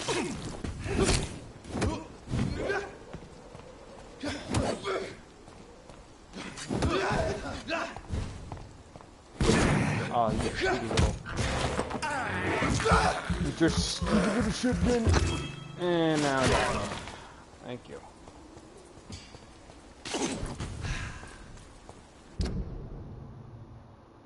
I wonder if I could go. I probably need to go more around this way.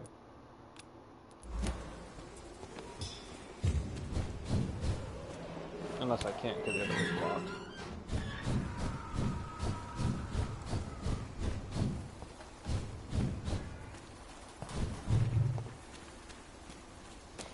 I'm not gonna lie, like I'm not trying to purposely like not do the missions. I just get into the world and I just I can't help it. Curious about the characters and learning who they are.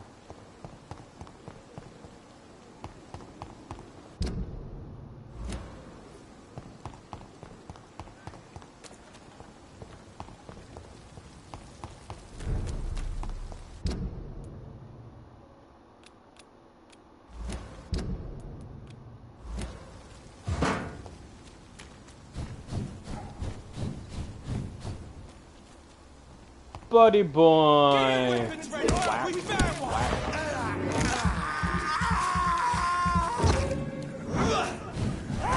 Shit, that leech is fast!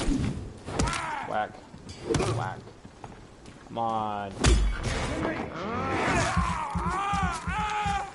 Yummy num num.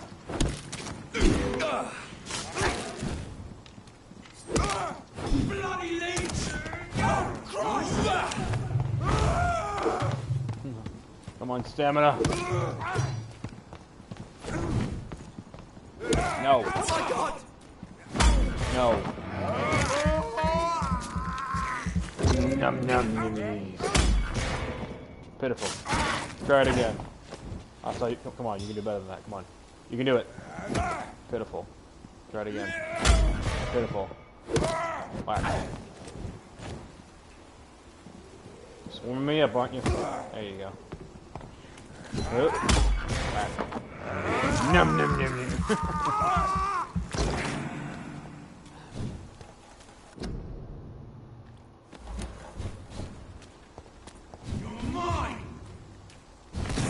That's cute. Catch this.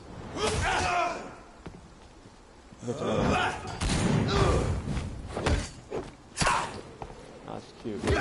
Whack.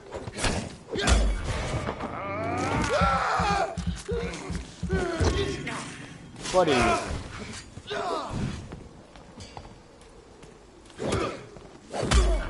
Ooh. Nummy num nums. Here, why don't you get this? You can do it. You can do it. Come on, you can do it.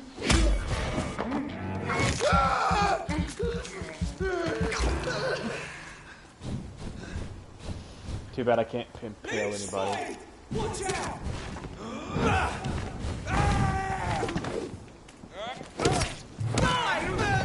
That's cute. I'm out of stamina, you're lucky. Come on. Another guy shooting at me, come on now.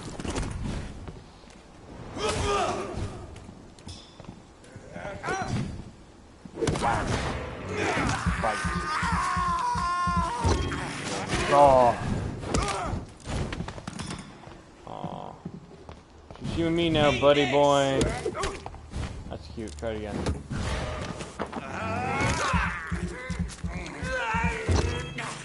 Go to sleep. Wacky, wacky.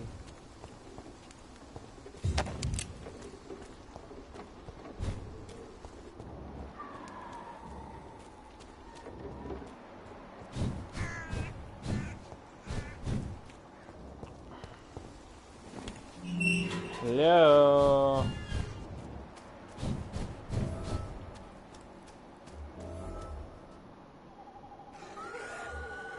Somebody help! Negative.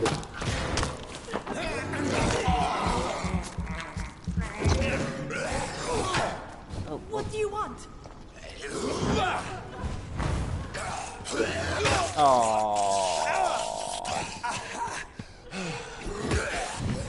Somebody help!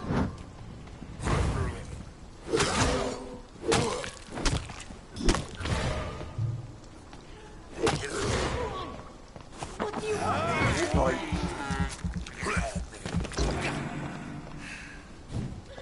Come on, you can do it. Somebody!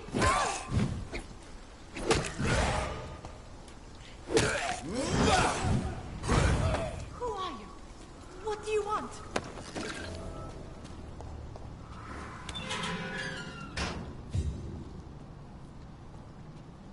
Are you all right, miss? I don't know. Who were those people? They wanted to kill me. Why? They've lost their minds in the epidemic. They won't come back for now. You seem to know a lot about them, sir. I'm Dr. Jonathan Reed. I'm investigating this disease. I am Xiaoxun. Thank you so much for helping me, Mr. Reed. I must go to the cemetery now. Goodbye.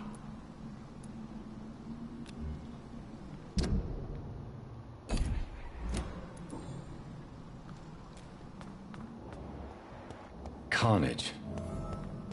Is Father Whitaker's disciple among the bodies, I wonder? This man's far too old to be Samuel. No. By the look of his clothes, this man's a docker. Samuel isn't here. I had better follow the blood trail.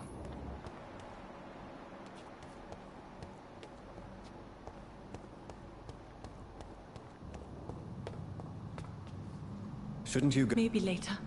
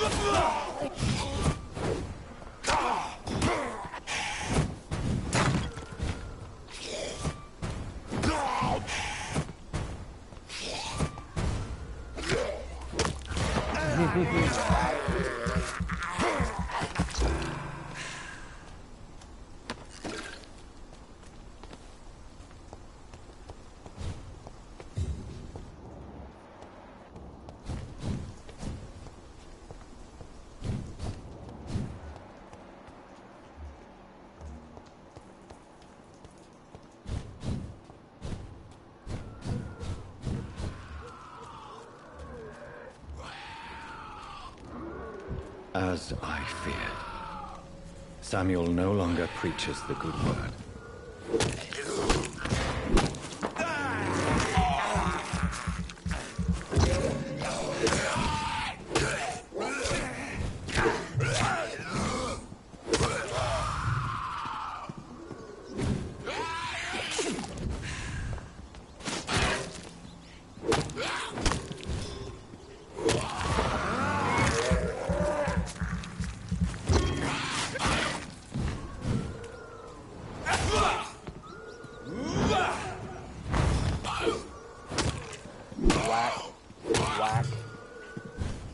Son, your way.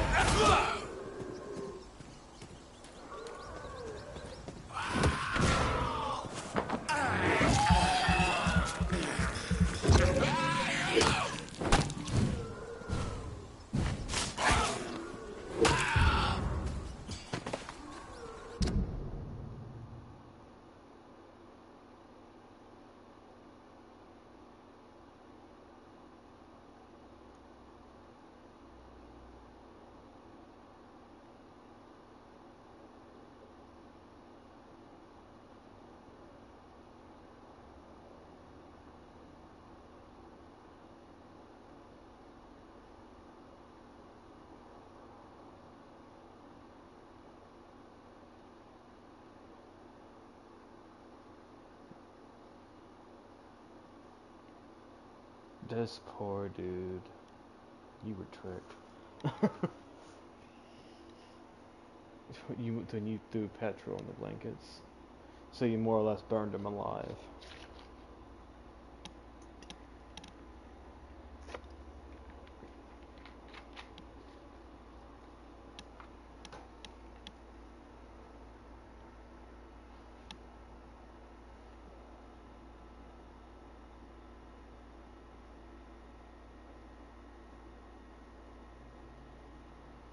And that's the way I'm taking it. Anyway.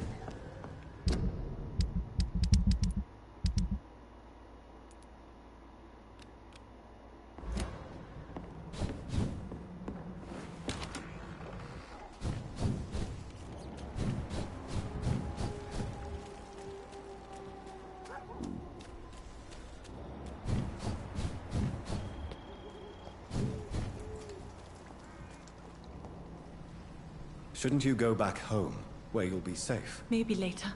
But for now, I need to talk to my husband at the cemetery, Mr. Reed.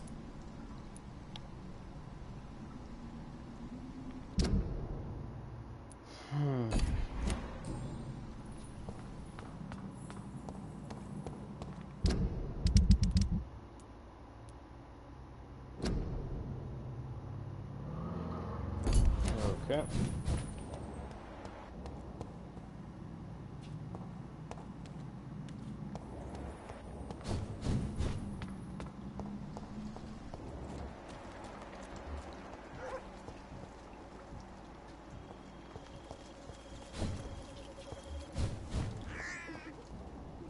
Shouldn't you go back home? Maybe later. My memorization is still only level 1. How do you improve that? I guess you improve it based off more information you have, or something like that.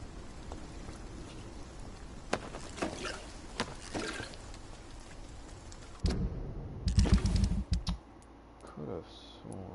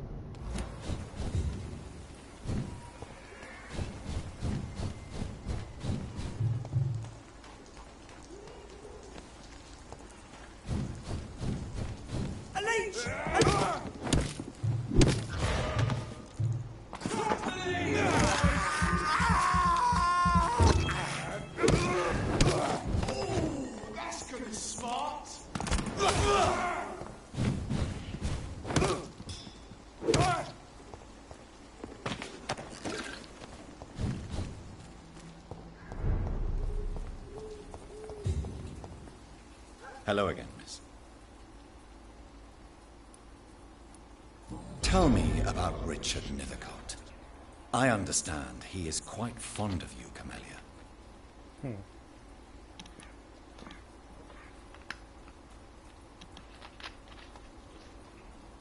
Alright then.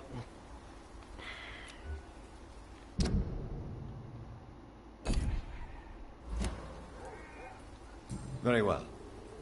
Goodbye then.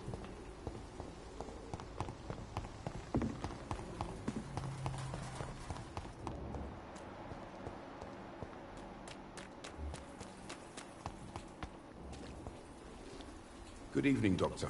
Can I...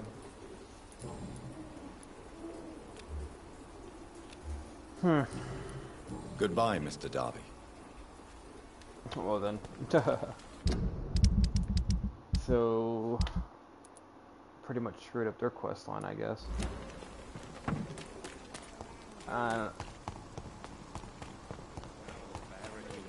You pay for peace of mind. Can't you just look the other way this week, Joe? Come on, we can sort it out, right? It's not my call, Barrett. Soon the time will come. Good evening, Mr. It's Father Whitaker, my son.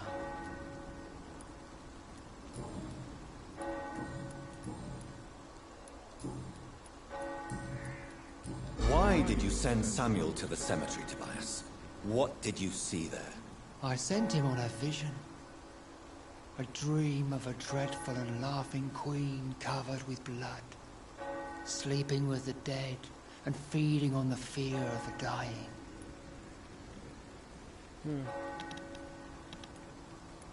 A laughing queen dressed in blood. Tell me more. This epidemic is her feast, the announcement of her return. Against her, science is no more than a child's toy. But who is she? She is the mother of harlots and abomination of the earth. She is Babylon, drunk on the blood of the saints. Tobias Whitaker, confess why you burnt those people alive. I have done what no one was ready to do. I will smite the flesh of the unclean to protect the righteous. You are just another heartless murderer, exploiting the epidemic to kill with impunity. No! No. The only way to contain the spread is to strike at the source itself. The proliferating sick. You're not the savior of London. You're just a glorified sadist. I take no pleasure in this awful cleansing, Dr. Reed. I am only driven by the thousands of innocents I save each night. Why? You sent a man to die because of a stupid vision. I have heard enough of your nonsense. Goodbye. Good evening. It's fun. I have found Samuel, your disciple. I am afraid I have bad news. I already expected the worst. He should already have come back. He is dead, isn't he? Yes, he is now. The epidemic took him. Samuel steadily made donations to our cause. He would have rewarded you himself if you'd found me in that awful cemetery.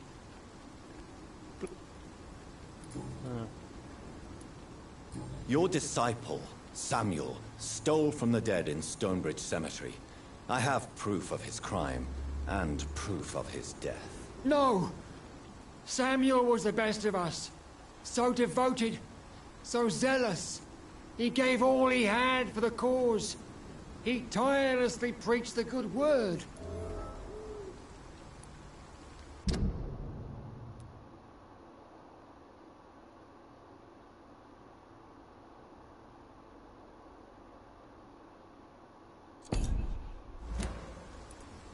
He defiled the dead with his petty thefts. That's how he financed your misguided crusade.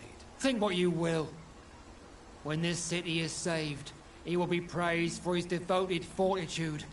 He walked boldly into the mouth of abomination. Your precious Samuel used you. He was an immoral crook. If that's true, then he will be my burden to bear during this endless night.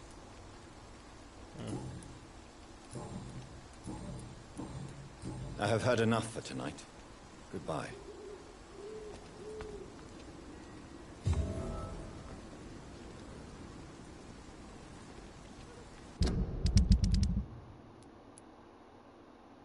Yeah, I don't know. I think this one's bugged or something because it's not. She probably, I don't know. I don't know what's going on with her.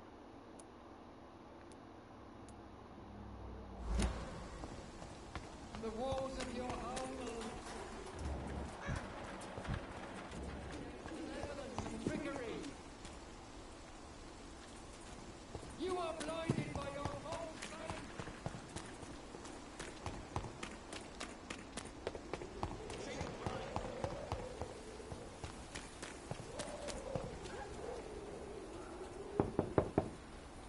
Mr. Petrescu, just 1 minute, please. You again? Go away. Sir, wait. Stop this nonsense. I know Nurse Crane is here. Shall we speak man to man, you and I? All right. Speak up. Don't you see we're on the same side? We fight to help the poor, sick, and abandoned. I'm nothing like you, Mr. Doctor. Yes, you are. You too believe in providing medical care without charge. You know what we have to sacrifice to make the world a better place. I have to admit your words have conviction. All right, I'll let you see Dorothea. Don't make me regret this, though.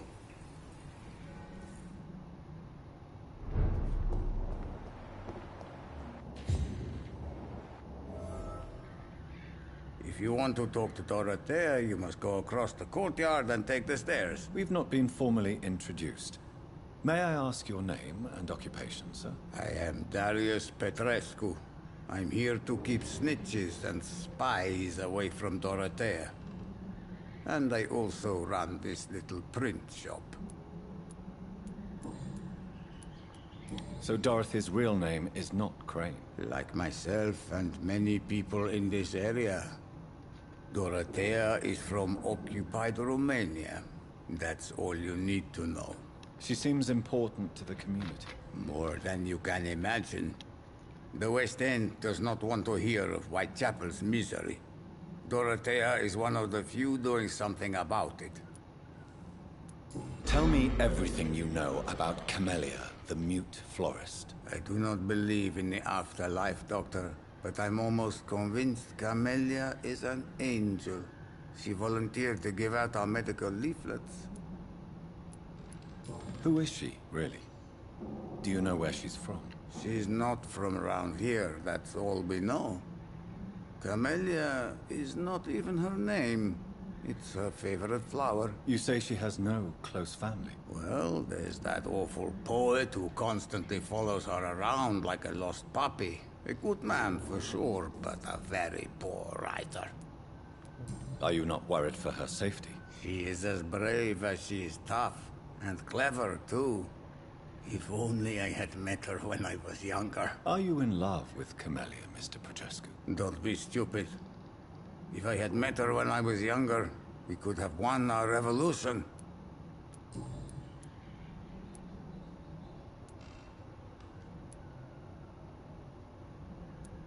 Did you refuse to publish Richard Nethercott's previous works, Darius? Yes.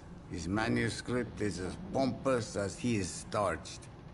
Now there's a man who loves the sound of his own voice. You could have told him so. As a great writer recently said, politeness is the most acceptable hypocrisy. Do you have any family left, Mr. Petrescu? Children or grandchildren? Who knows? I have abandoned my people for so long, they might as well be dead. As dead as I am for them, I suppose. This war won't last forever. Did you ever think of returning to your country now it's free? No. I have taught strength and determination to my sons and daughters. I'm an old, dying man who only has memories of better times to cherish. Don't be embarrassed, sir. If you must know, my own father disappeared many years ago, and I forgave him. It's quite awkward to talk about our families like this, but thank you, Dr. Reed. I appreciate your trust.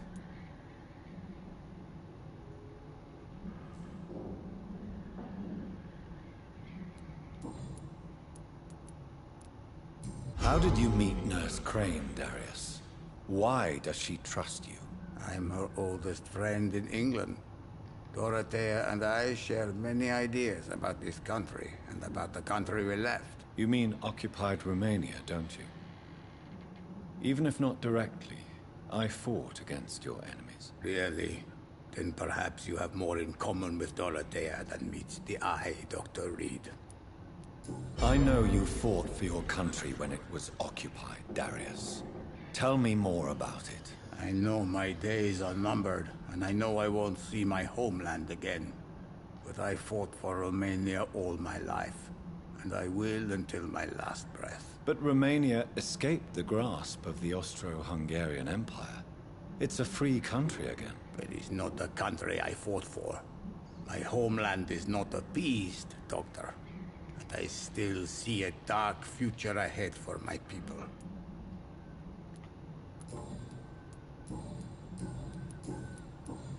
Goodbye, Mr. Petrescu.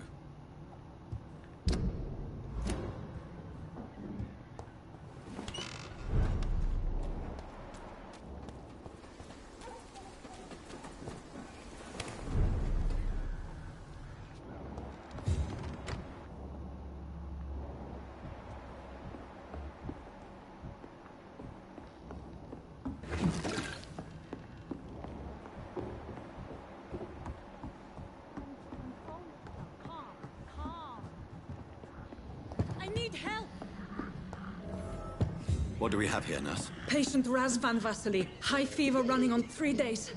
Complaints of dizziness, muscle aches, and head pain. Diagnosed with influenza. Treatment? Aspirin and salicin for the fever and discomfort. Liquids for dehydration, but he's having trouble keeping even water down. Aspirin and salicin, you say? Why not some warm milk and a kiss on the cheek? Where are the quinine salts? Tried buying, borrowing, even stealing. There's none to be found, Doctor. He's not convulsing, he's choking. He's not getting any air. Scalpel! Hand me that scalpel! What can I do, Doctor?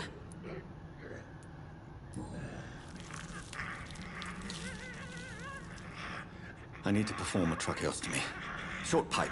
That rubber tube will do. We're going to cut a passage for air through the neck. Yes, Doctor. He's breathing again, but he's coughing up blood. Internal hemorrhaging. I need to make another incision into the chest cavity to drain the fluids from the lung. Prepare another tube. A thoracostomy. Doctor, we've nothing to fight the infection. We need an aseptic environment. Right then, Nurse Crane. What do you suggest we do? I've no idea. I'm not the doctor. Time is of the essence. We need to perform a thoracic drain. Yes, Doctor.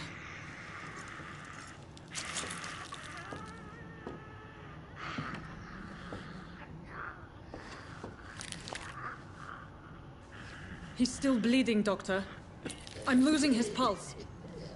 The drain must have punctured the intercostal artery. There's too much blood.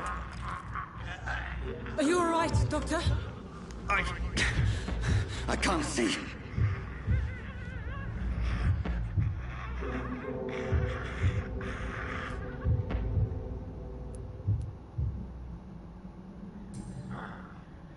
I must first suture the artery.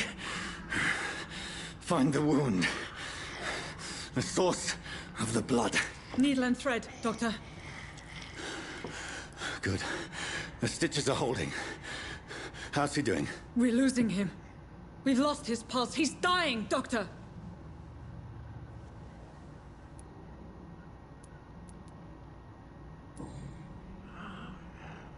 A dose of epinephrine, now. Yes, Doctor.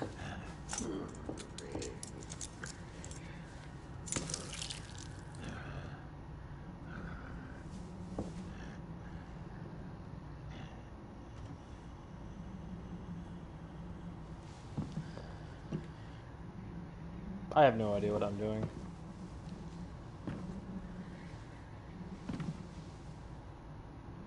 We've lost the pulse.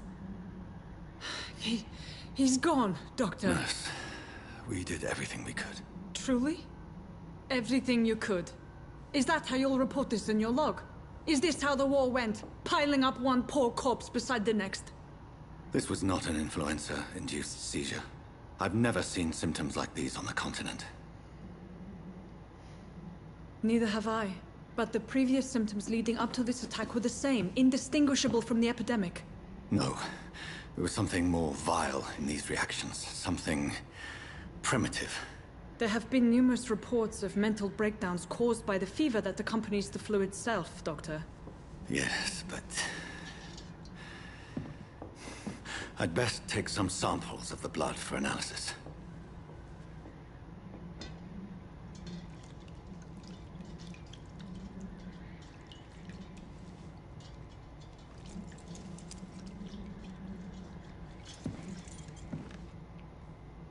I doubt you're here to test my bedside manners.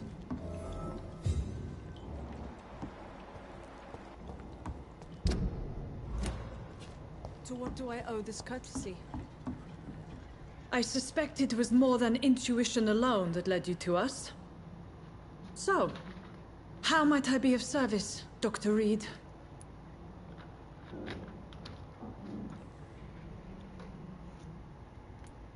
Your heart might be in the right place, but you can't carry on with this blackmail. For God's sake, Dorothy, it's extortion.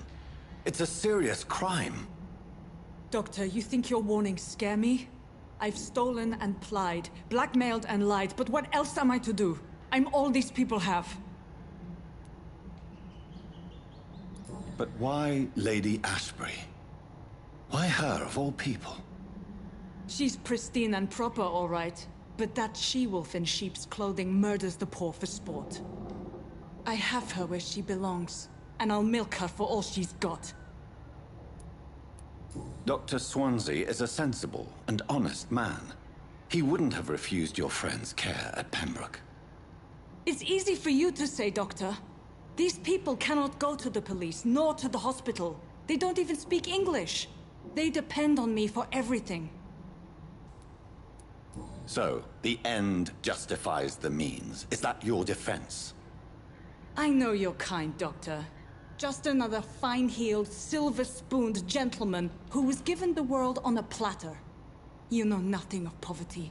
Nothing of the shame, the hunger, the loneliness.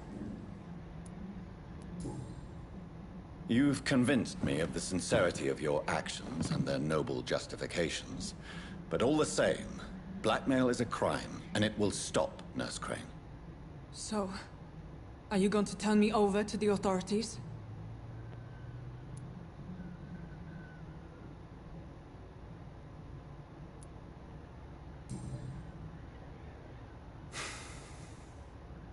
No. Your place is here. Jailing you would be an even greater crime.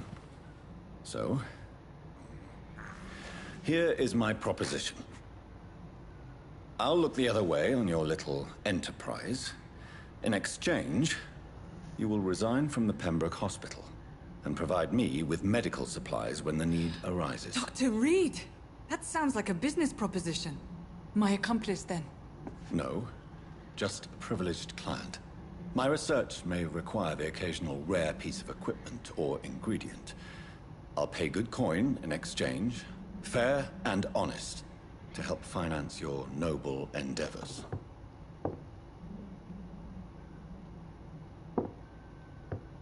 We have ourselves a deal, Doctor. Good customers are always welcome. Yes, Nurse Crane. We have a deal. Interview with the vampire.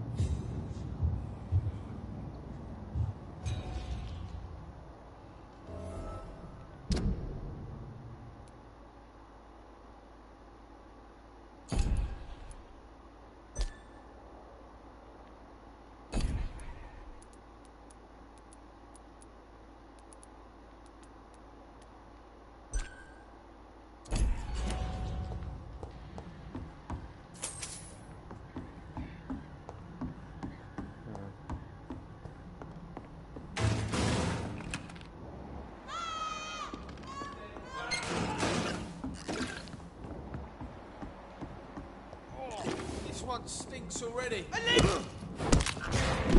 Over there!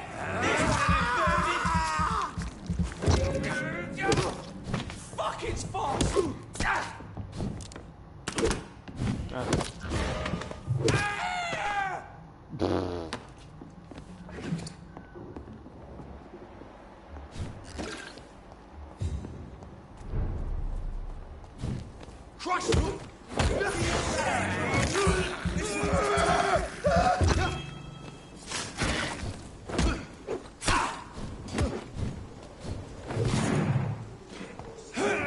Bloody Christ!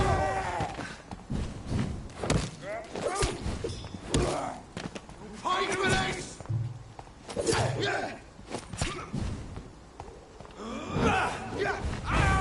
I'll kill him!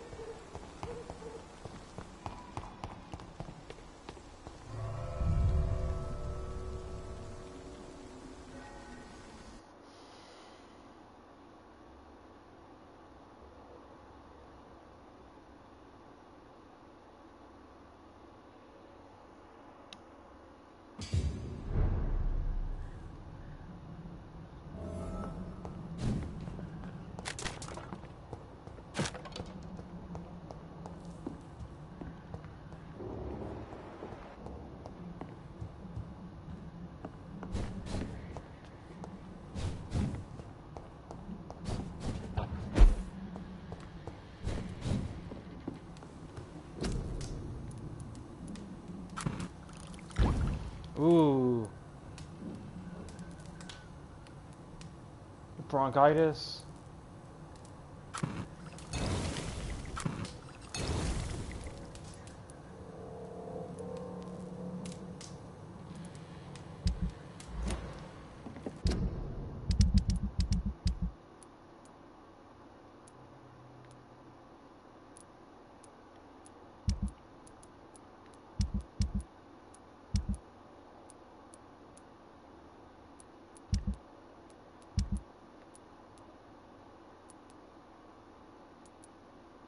I think there's 2 people with colds, right? Yeah, there's 2 people with colds.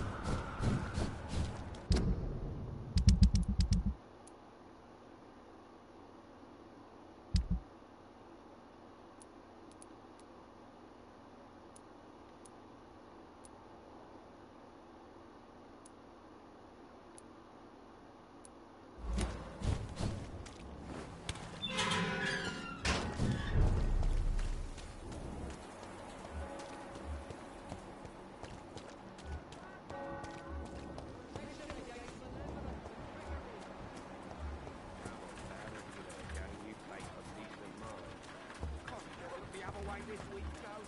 Come on, we can sort it out.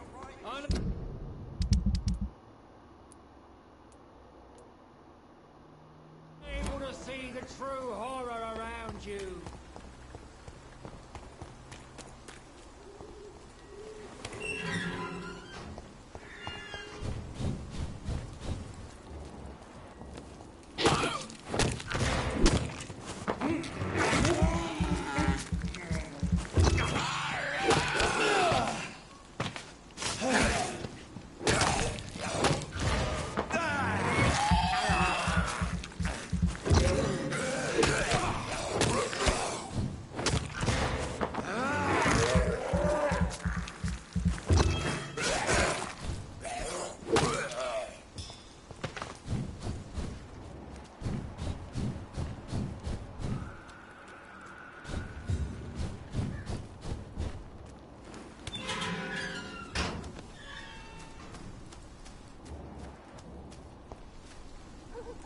Good evening, Mr. Nithercott. And good evening to... Do you need medical attention, sir? It may be wise to let you prescribe me something. I don't feel like I should. I understand your appetite for words and macabre beauty, sir. But you should be more careful. The nutrition of my mind is more important than my physical health. But I appreciate your concern, sir. I'll leave you alone, sir.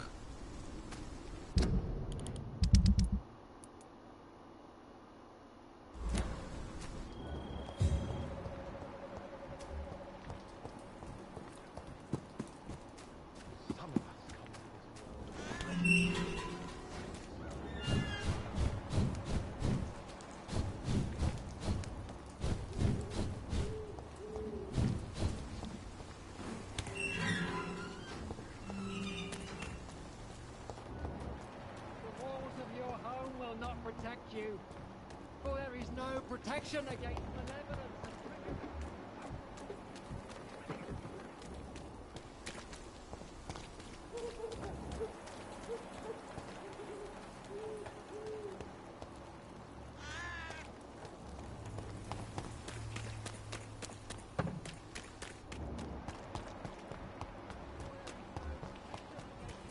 Oh, please, I don't... Come on.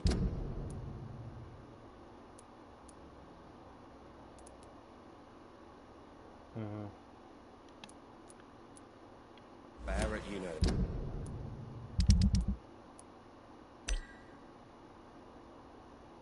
Game you pay for peace of mind. Can't you just look the other way this week, Joe? Oh, there he is.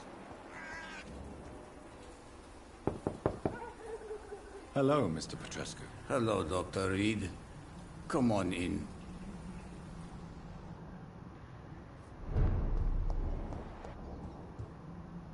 Yes? Do you need some help, Mr. Petrescu? I am very tired, but that is all. I don't need you, Doctor. Well, I think you do. Take this, and you'll feel better. Free drugs from an English doctor? It must be my lucky day. Goodbye, Mr. Petrescu.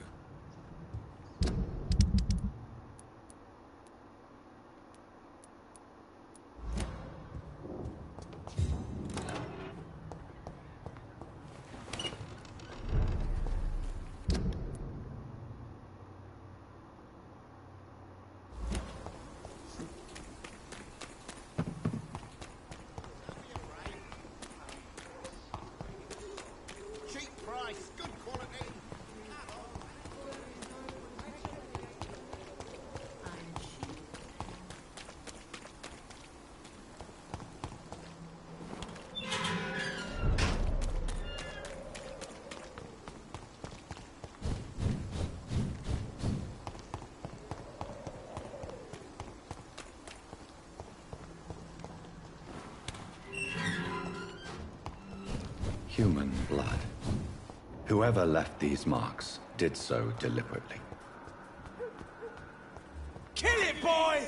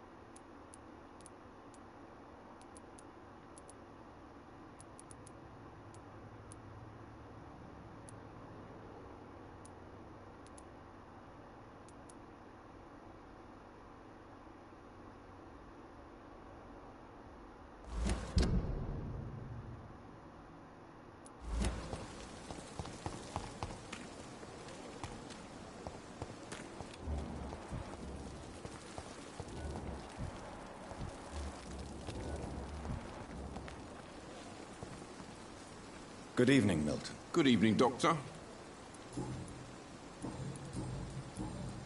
Goodbye, Milton. Actually. Good evening. Good evening. I'd like... Wise choice.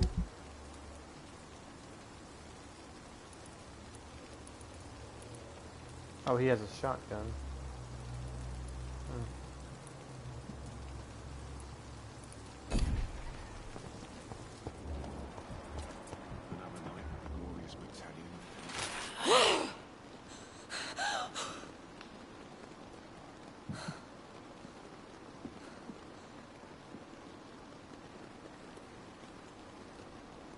I would ask you to avert your eyes, sir. Or did you not know it was rude to stare? I knew it. Speak up, Dr. Reed. I like a man who speaks his mind.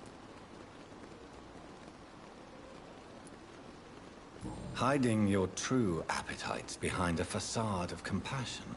Bravo. Very clever indeed. Spare me your sarcasm, Jonathan.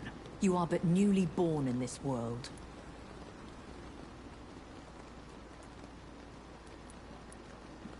So in the end, the accusation was true, wasn't it? The situation is somewhat awkward nonetheless. I have not been observed sustaining myself for many decades. I have to say I'm a trifle embarrassed. Anyway, I have concluded my inquiries concerning your blackmailer.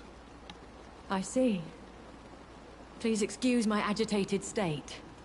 Under normal circumstances, I wouldn't let anyone see me in this condition. I must confess I have not put an end to the blackmail, my lady. Unfortunately, I could not bring myself to do it. I'm so disappointed in you, Jonathan. I didn't expect this from you. Lady Ashbury, you yourself admitted how ridiculous the sum of money was. I can assure you, it was all used for charitable ends. Well, you are full of surprises, aren't you, Jonathan? All right, say I trust you, but you will still pay the ransom. That is only fair. After all, it was you who failed to bring this problem to a satisfactory conclusion. I believe I could agree to that. And since a lady always keeps her promises, I will now answer any questions you may have.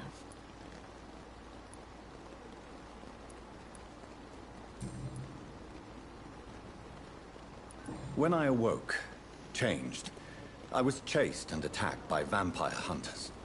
Prepared and well-trained. Though I can't be certain, more than likely it was the once glorious Guard of Priwen. You make them sound like some sort of cult. More a society, and like all the best ones, a secret society.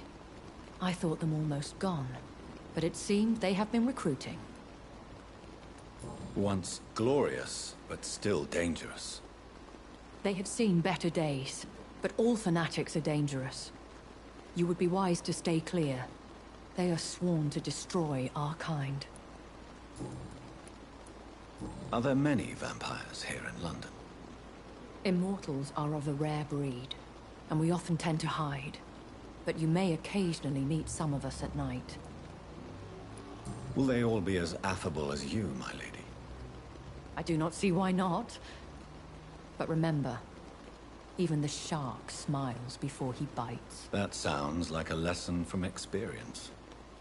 Vampire politics are as intricate and sometimes tedious as a game of chess in a gentleman's club. I've learned from experience it is best to decline to play. Do you know any of them? Have you an idea of the identity of the vampire who attacked me? You mean your maker? No, Jonathan, I have no clue. But I fear he or she is as careless as cruel. To let you discover your new condition by yourself. What do you mean? Every now and then, you may discover an immortal in the deep of the night. But we are a rare and reclusive breed. Our progeny is almost never accidental. I've been away from London and England for 3 years. This isn't the city I remember. Things have gone from bad to worse here, Jonathan. I've lived in this city for a long time, and I've never seen it like this. What is it you fear? Fear has long since flown this form. But there is something malevolent circling us. I feel fear is merely waiting in the wings. The Spanish flu has hit London that bad? Yes, but it's not just that. I've heard things. Things I've not heard for a very, very long time. There are whispers in the shadows. Something far worse than the Spanish flu is here in the city.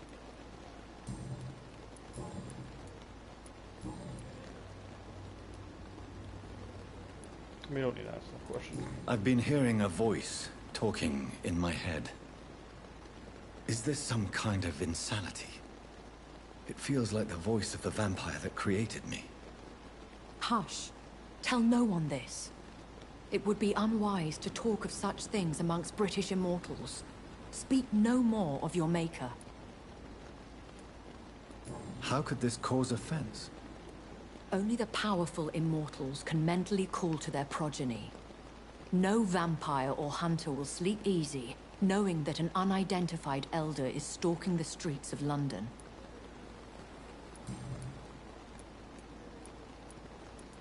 I've been hearing... Hush. Excuse my forwardness, but... Are you my maker? Me? Goodness, no. Only a foolish immortal would create a progeny without taking precaution, and I'm no fool. I don't understand. Why was I created and then left for dead? That is a question only the one who made you can answer. It's not normal practice. I doubt even if you find him, he will answer you, considering how cruelly he treated you. I'd like to avoid creating another vampire by mistake anyway. Tell me, how is it done? The process is dangerous. It could even kill your potential progeny. If you did decide to sire an offspring, they must drink of your blood, Jonathan. So me being a vampire could have been a mistake. I very much doubt it, Jonathan. Contrary to the legends, it is not as simple to make another vampire by just biting someone.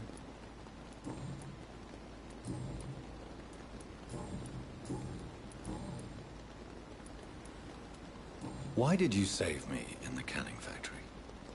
I could hardly stand by and watch such a promising young blood as yourself be torn to shreds by some gutter scowl. William Bishop wasn't the vampire that created me then? No, Jonathan. Whatever their strength and demeanor, Scowls are the progeny of careless vampires. It cannot be the other way round. What type of vampire is a Scowl? Not a true vampire. The deformed offspring of lesser vampires. It is a shame these creatures run wild, slaves to their baser instincts.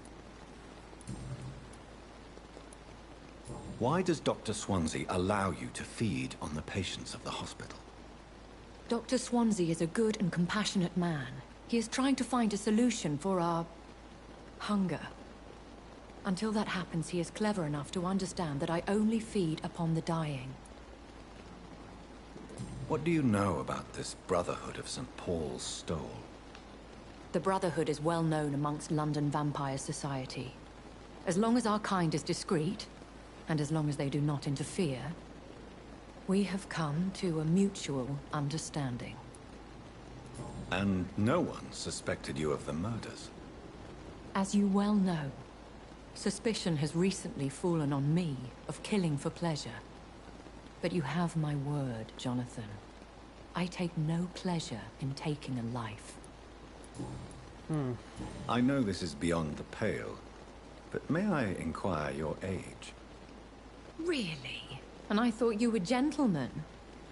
If you must know, I'm 27. I've been 27 for a long time now, and 27 I shall remain. And who bestowed upon you this eternal youth? My maker. He left this isle a long time ago. Very well. But I believe there is more to this than you are saying. A lady has to have some secrets.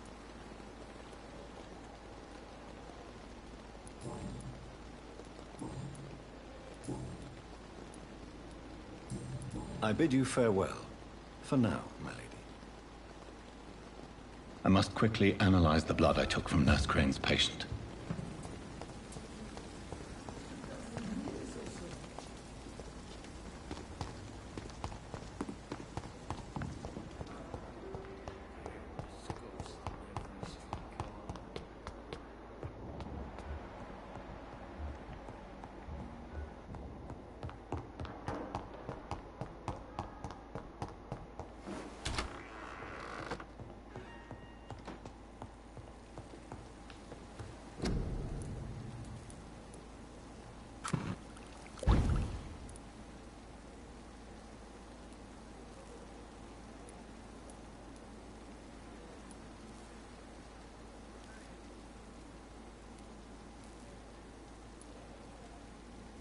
Razvan Vasily was infected by Spanish flu. The flower's dying. Nope. It needs water. I did not mean to do that. Oopsie. Ah, crud.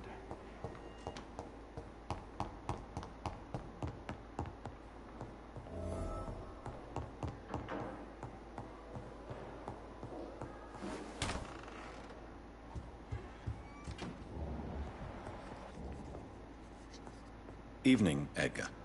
Could I get your professional opinion? Please speak. But I have something important to tell you. This strain of flu, it's very different from the one I saw in Europe. It's downright peculiar. Really?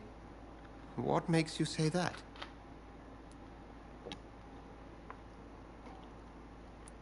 I've just looked at the blood of one of our recently deceased. I see. Do you have anything more to go on?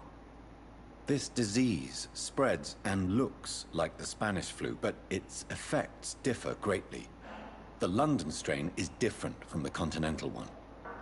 This is very interesting. Did you find something else? Yes. Unlike the flu, the infected begin to show an increase in outwardly aggressive behavior. More than simple agitation.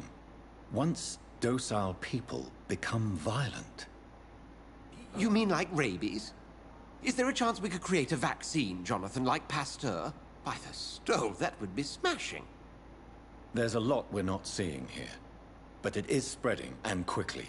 If we don't act, the whole city could be lost. But Jonathan, we've a fantastic opportunity sitting right here in front of us. A weapon of choice. What on earth do you mean? Why, you, my dear boy. With your expertise and your blood, we could isolate the properties that course through your veins. Think about the possibilities. But the risk of infection using vampire blood could compound the situation. I know, but your blood now carries remarkable regenerative properties. With our minds and your blood, there's nothing we couldn't cure. We'll discuss this more later. Thank you for your time. No, thank you, Jonathan. But as I said, I needed to talk to you. I have some rather bad news. Yes? I'm afraid it's your sister. My sister? She's to be buried this evening at Whitechapel Cemetery. Your mother published the obituary this morning. I see. I'm sorry, Jonathan. Please accept my condolences.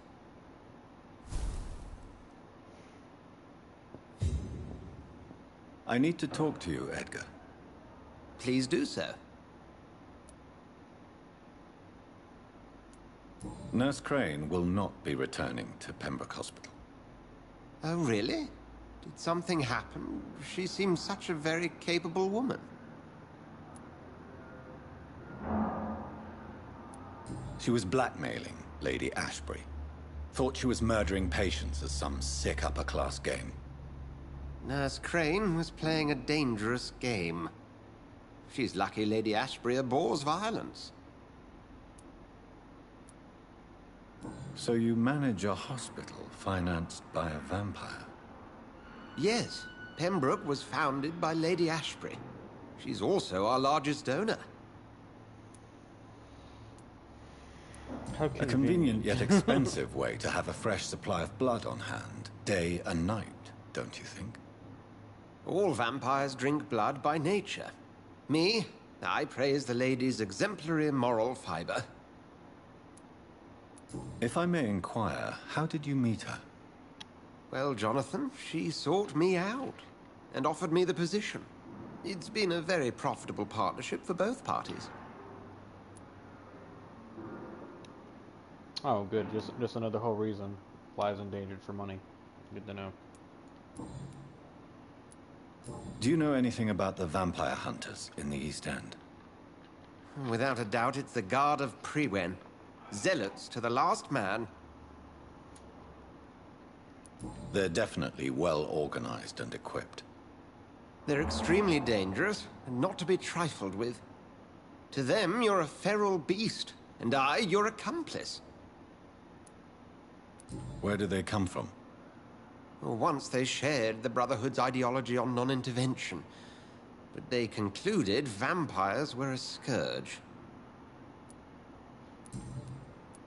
We'll talk later.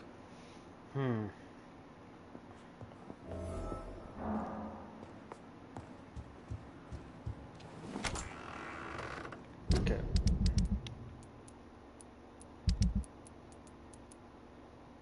You have a headache. Where is...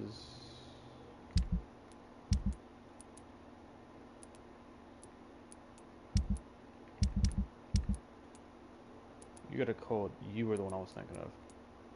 I have a treatment for cold. I need a treatment for you.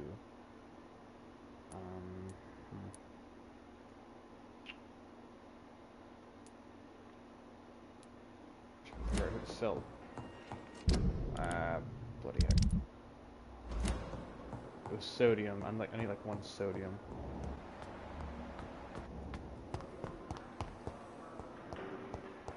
I wonder why they got... Good evening. Good evening.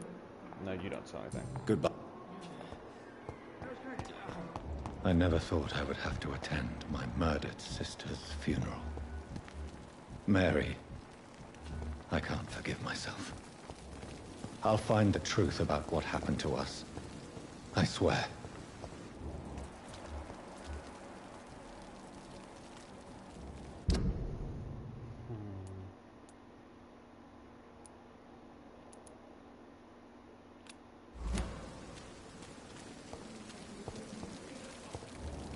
Oh, that's because it's him.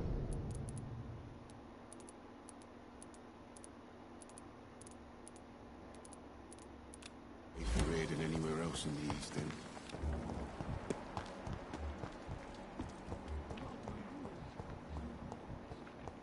That's probably him, huh? I might not need it anymore.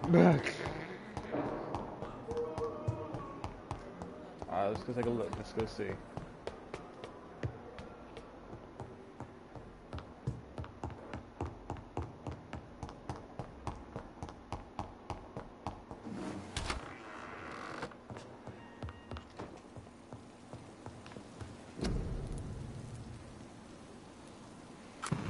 Yep.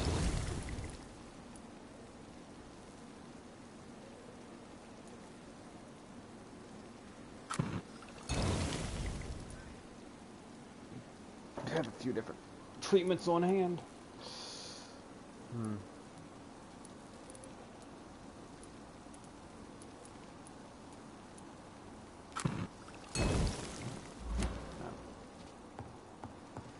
Alright, so first things first.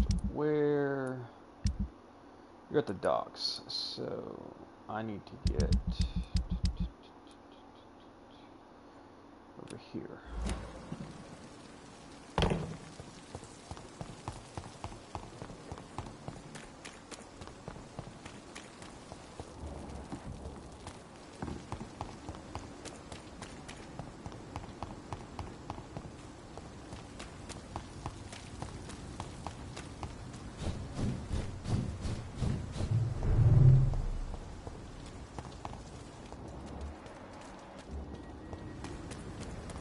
Come back home, idiot!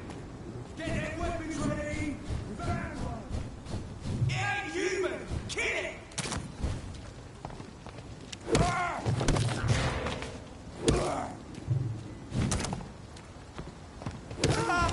Murdering bastard!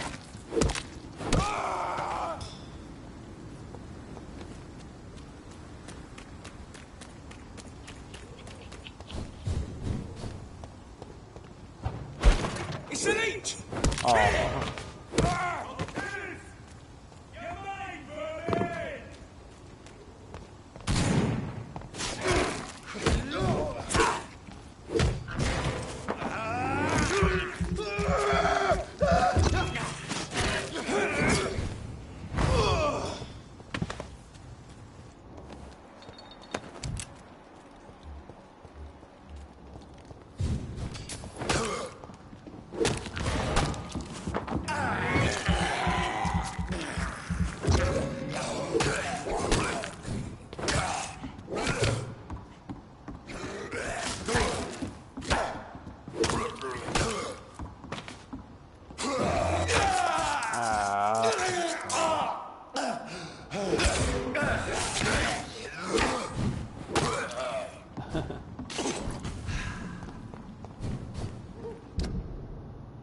Alright, I guess more over here then.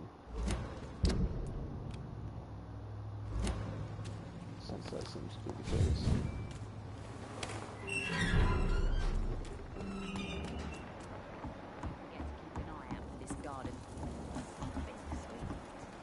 My guess is they're recruiting.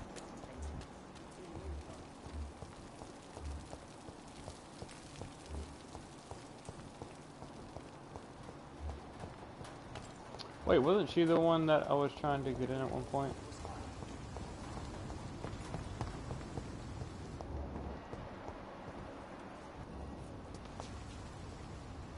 Good evening. Well, I could say the same about you, young man.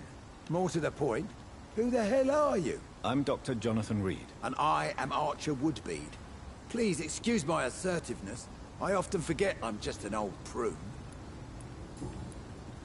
What can you tell me about this part of town? People used to feel safe around here. They had the gangs protecting them. Now all they do is bicker and plot against one another. Missing the good old days, are you not? Trust me, son. The longer you live, the less meaning your existence will have. You need to remember the days you still had beliefs. And what about the gangs? Back in my day, people trusted the Wet Boot Boys.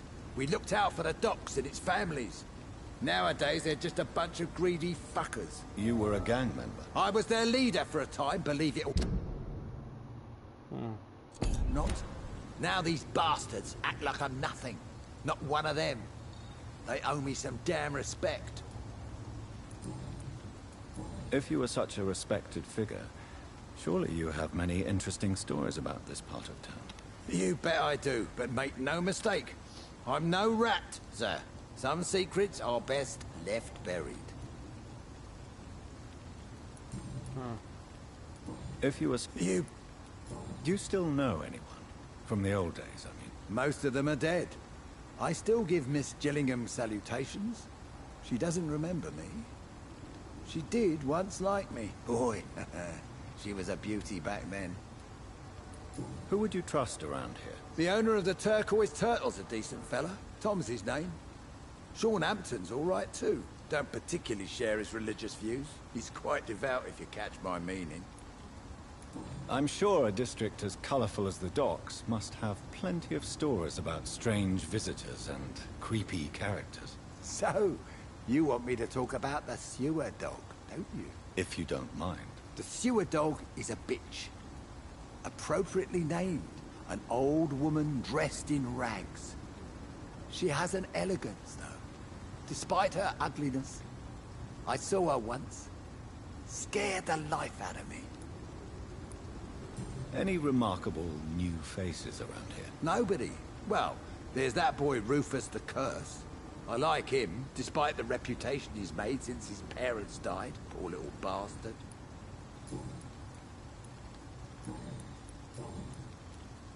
Have you always been so bitter? It's not bitterness, it's poorly masked disgust. When everything turns to shit, we all have to eat a spoon or two.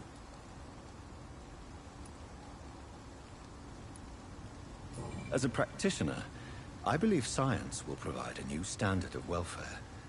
It's just a matter of time. I'd like to believe you, Doctor. But recently all science has been good for is mustard gas and machine guns. But what about social progress? What about women getting the right to vote? Things can change for the better. I've never voted, not once. And my wife, God rest her soul, she was too busy taking care of the kids to vote. Tell me everything you know about the Guard of Priwen. Andrew never told me what they do. I do know they're vigilantes with military training. Access to some impressive firepower. And what is your personal opinion about the Guard, then? This Guard of Priwen is just another gang preying on the young and naive. Preying on people like my boy. I know how it works. I invented it.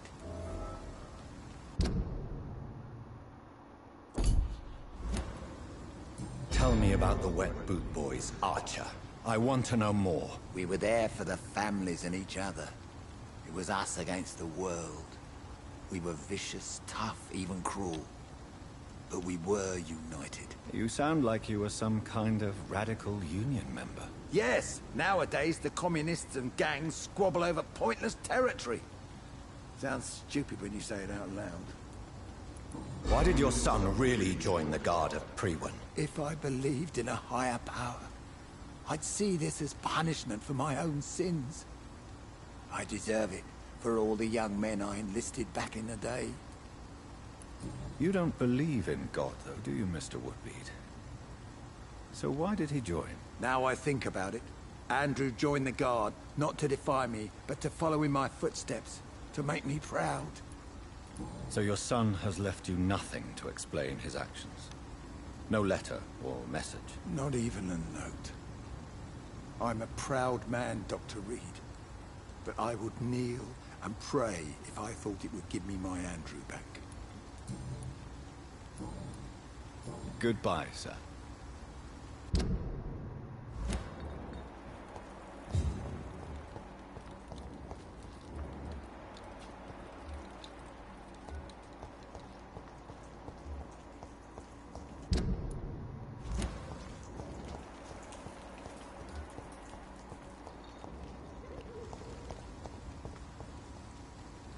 Evening, Rufus. Evening, Mr. Reed. Do you need help? A real doctor caring about me. That's a first. I feel like a real person. A real doctor treats everyone the same, Rufus. I don't know what to say. Thank you, sir. Thank you.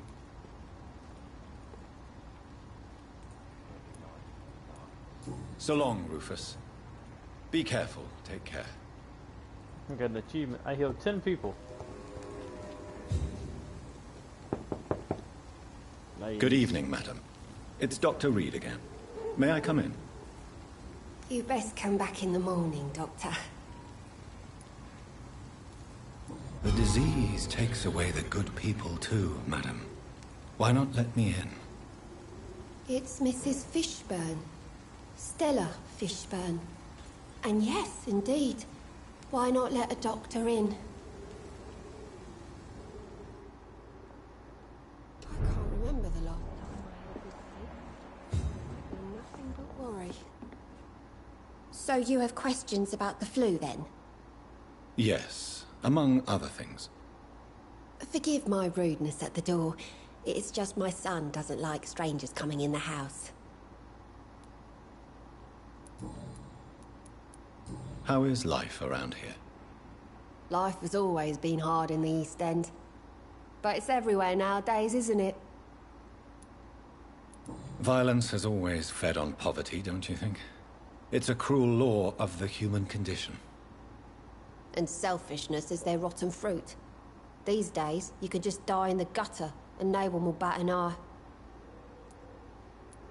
Do you think the increase in violence has anything to do with the epidemic? Don't know. But it's most likely linked to the gangs, if you ask me. Recently, it's like everyone has had to pick a side. May I ask what you do for a living, Mrs. Fishburne? Since my husband died, I worked at the Dawson Rope Factory, but it closed before the war. I occasionally help at the night asylum, in exchange for food. Did your husband die in the war? Oh no, my Jack was a docker. He died when my Seymour was just a lad. The poor boy saw his dad slip and fall from that scaffolding. How do you pay the rent, then? My Seymour works at the docks, just like his dad. He's very attached to the house he grew up in. It's not always easy, but we get by all right. The orphan that regards you as a mother. Please tell me about him, Stella. You mean Rufus? I wish I could do even more for the poor boy. Most people are so selfish. But you're not. Years may have passed, but I haven't forgotten how it feels to go through days with nothing but an empty stomach.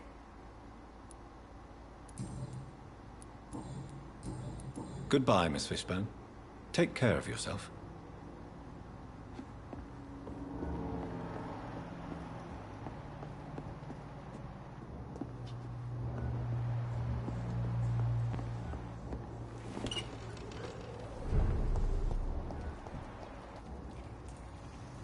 Good evening, Mr. Fishburne. Yeah. Do you require medical assistance? That's something I didn't expect to hear again. A doctor concerned with the health of his patients. Yeah. I could use some help. On several matters, in fact. I don't know which kind of doctor you're used to dealing with, but it's a doctor's purpose to heal people. And is it your purpose as well, Mr. Reed? I would say it's a convenient way for gaining people's trust.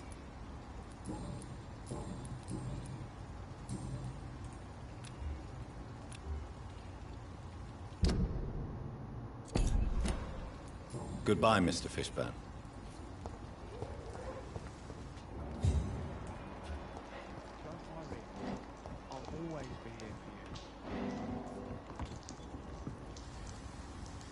Don't you think Miss Fishburne is nice to us? But I always have the feeling she's hiding something.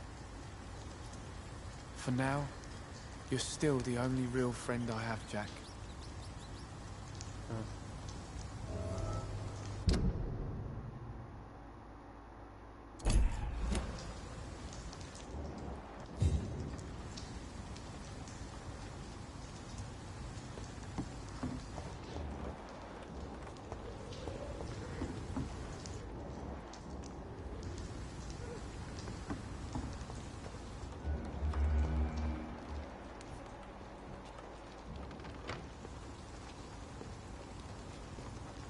Evening, Rufus. Evening, Mr. Reed.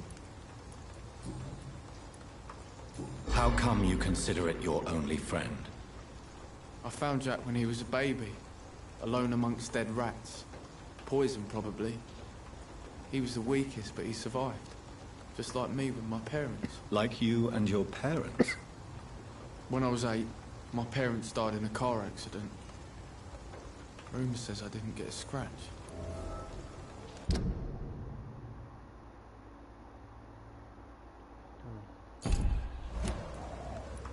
You don't remember the accident?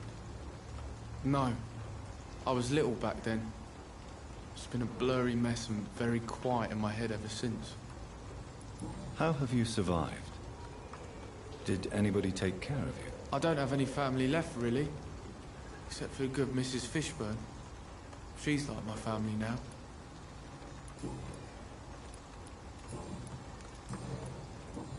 So long, Rufus. Be careful. Take care. It's locked, all right.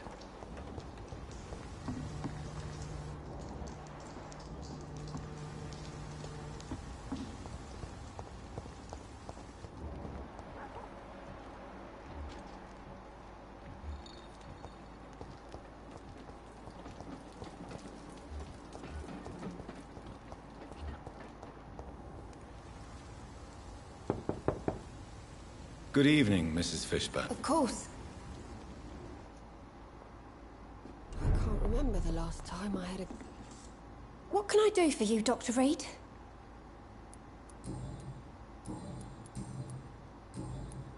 Goodbye, Miss Fishburne.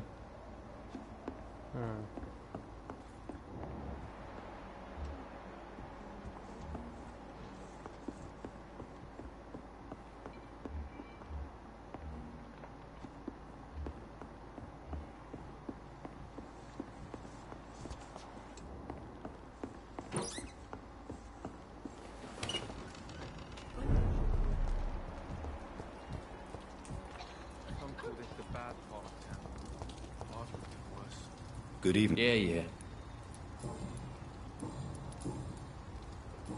Goodbye, Mr. Fishburne.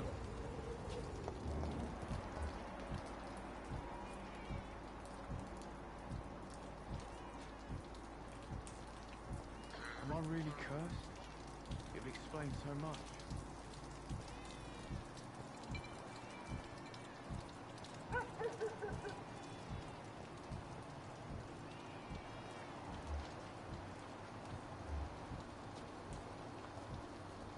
To every night, a darkness. Every dawn.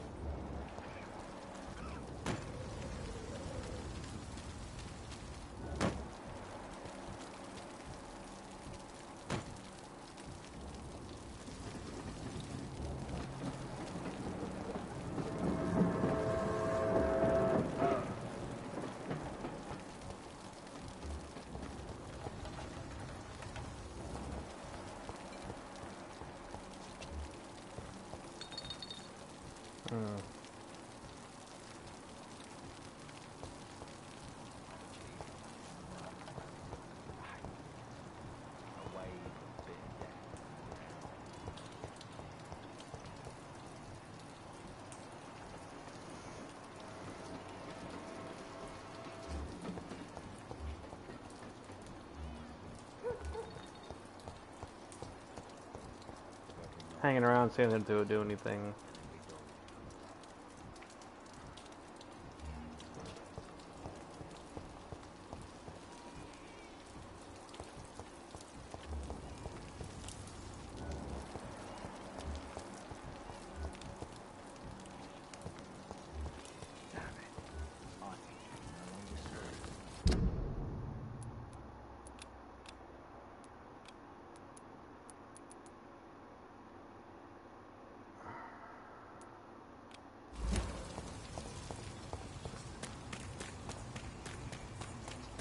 In the meantime, the boys are waiting for our...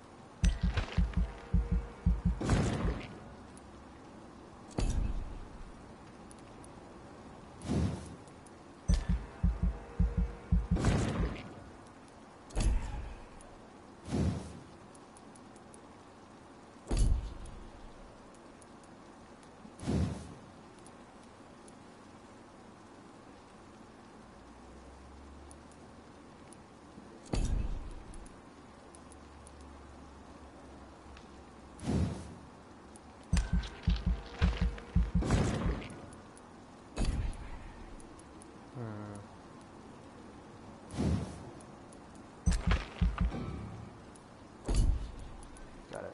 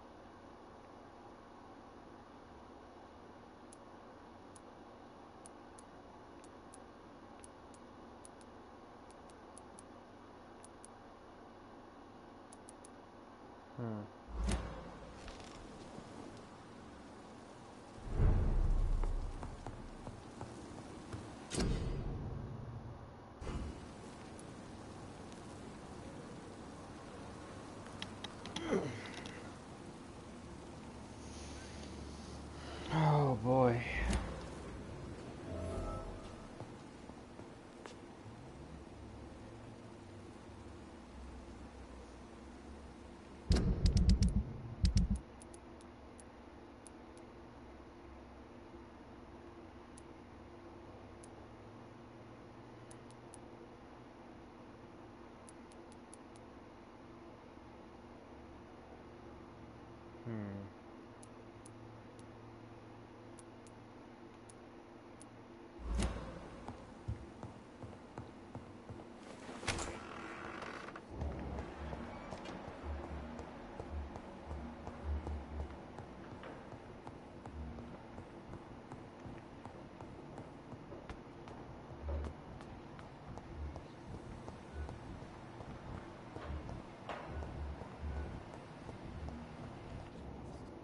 I'm quite busy right now, Dr. Reed.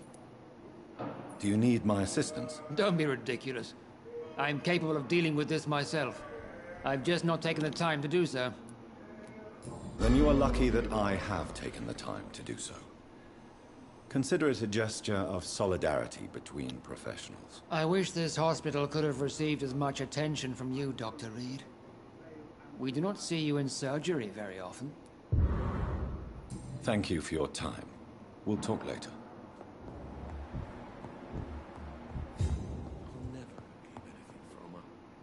Good evening, Doctor. How is my son doing?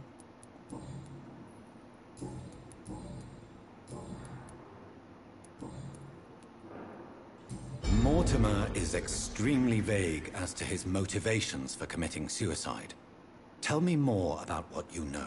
As you say, Mortimer had no reason to die. All he said to me was that he wanted to make the world a better place, but couldn't. Why did your son feel so useless when facing the world? I think it was more that he could only see the melancholy facets of life. He couldn't help but dwell on such things. What do you think he meant by making the world a better place? Mortimer has always been a sensitive soul.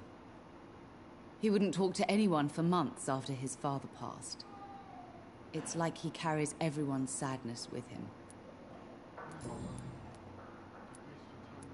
I have read your son's suicide note.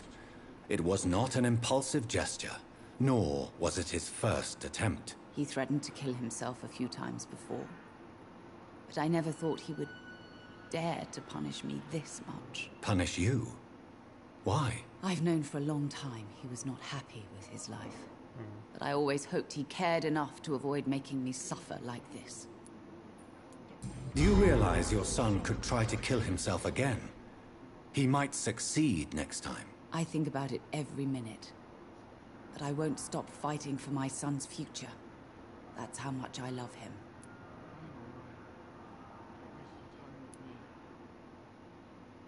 Your determination is laudable, but you are in a state of denial, Mrs. Goswick. Your son has a very strong death wish. How dare you talk to a mother like that? Talk to me like that? I'm only trying to be honest, Mrs. Goswick. As painful as this fatal end may be for you, you have to accept this is a possibility. No. I'll never accept it. If my son was to die under your care, well, you have no idea what I'm capable of, Dr. Reed. Okay, whatever. Goodbye, Mrs. Goswick. Doctor, what a blundering idiot. Good evening, Doctor. How is my son doing? Do you require medical attention? Do you know? Yeah, whatever. Despite what you think about this place, I can tell you with absolute certainty, taking this will help you recover. Well, at least your reputation seems well deserved. Unfortunately, I can't say the same for this hospital. Goodbye, Mrs. Goswick. Some of these characters are getting under my skin. Like, they're just either too prideful or just downright stupid. Oh, it's not his first attempt, but yet we're just gonna not even try to bother. We're just gonna keep bringing him place to place and hope that it never happens, rather than dive into why he feels that way. According to her, it's because he feels useless in a world that he can't make better. But then I would say, okay, well then, what do you know? What are you seeing that makes you feel that way? I don't know. Strickland's project could be dangerous. I have a mind to report him to Dr. Ackroyd.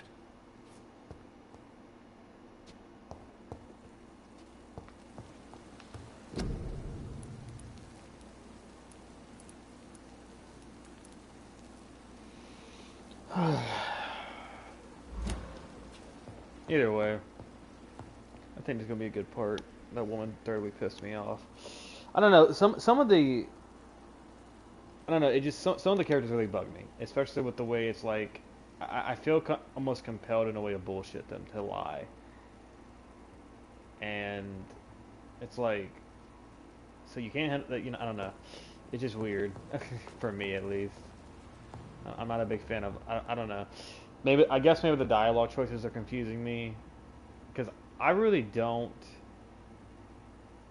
I'm struggling between the hints and the choices that you're given, because it feels a little silly that you make a mistake, and I mean I don't know how to talk to these freaking people. I don't really know. I'm trying to learn about them and figure out what's the best option, but like you kind of have. It kind of feels like you have to cross your fingers and hope you're picking the right choice. Because like, in my mind, this dude has a problem. He's got a big, big problem. It's not the first time and everything. Logically speaking, what was stated is very true. This dude clearly has a problem. And her whole thing is, well, if something was to happen to him, I'm just gonna do a bunch of bullshit. Right. So you'd rather run away from the problem than actually face it.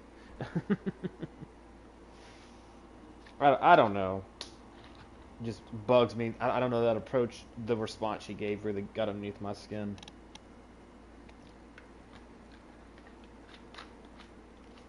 Like, ugh. Anyway, I hope y'all enjoyed. So, I thank y'all so much for watching. And be sure to let me know if you like it. And, yeah. Y'all stay awesome, stay safe as usual. And I got a lot of work to do. So many fatigues. 1, 2, your headache. I got 2 people. 1. Jeez. Did we already look at everything? Like all the affected areas?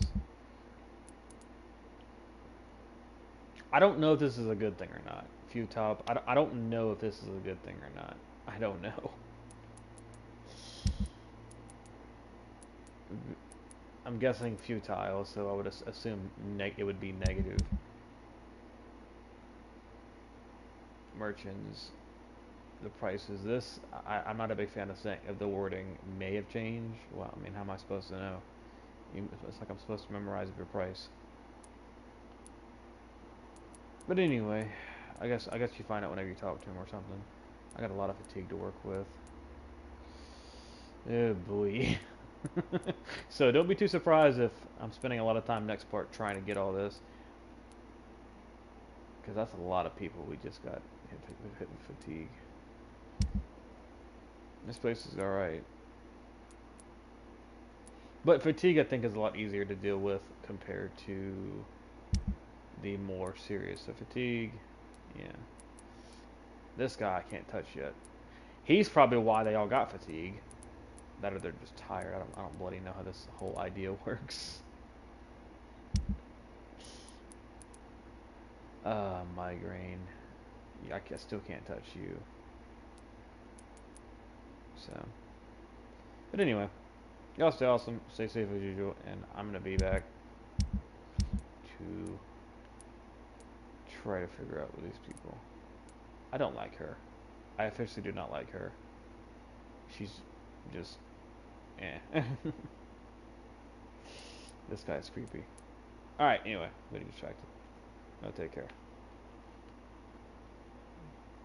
Freaking people and their problems.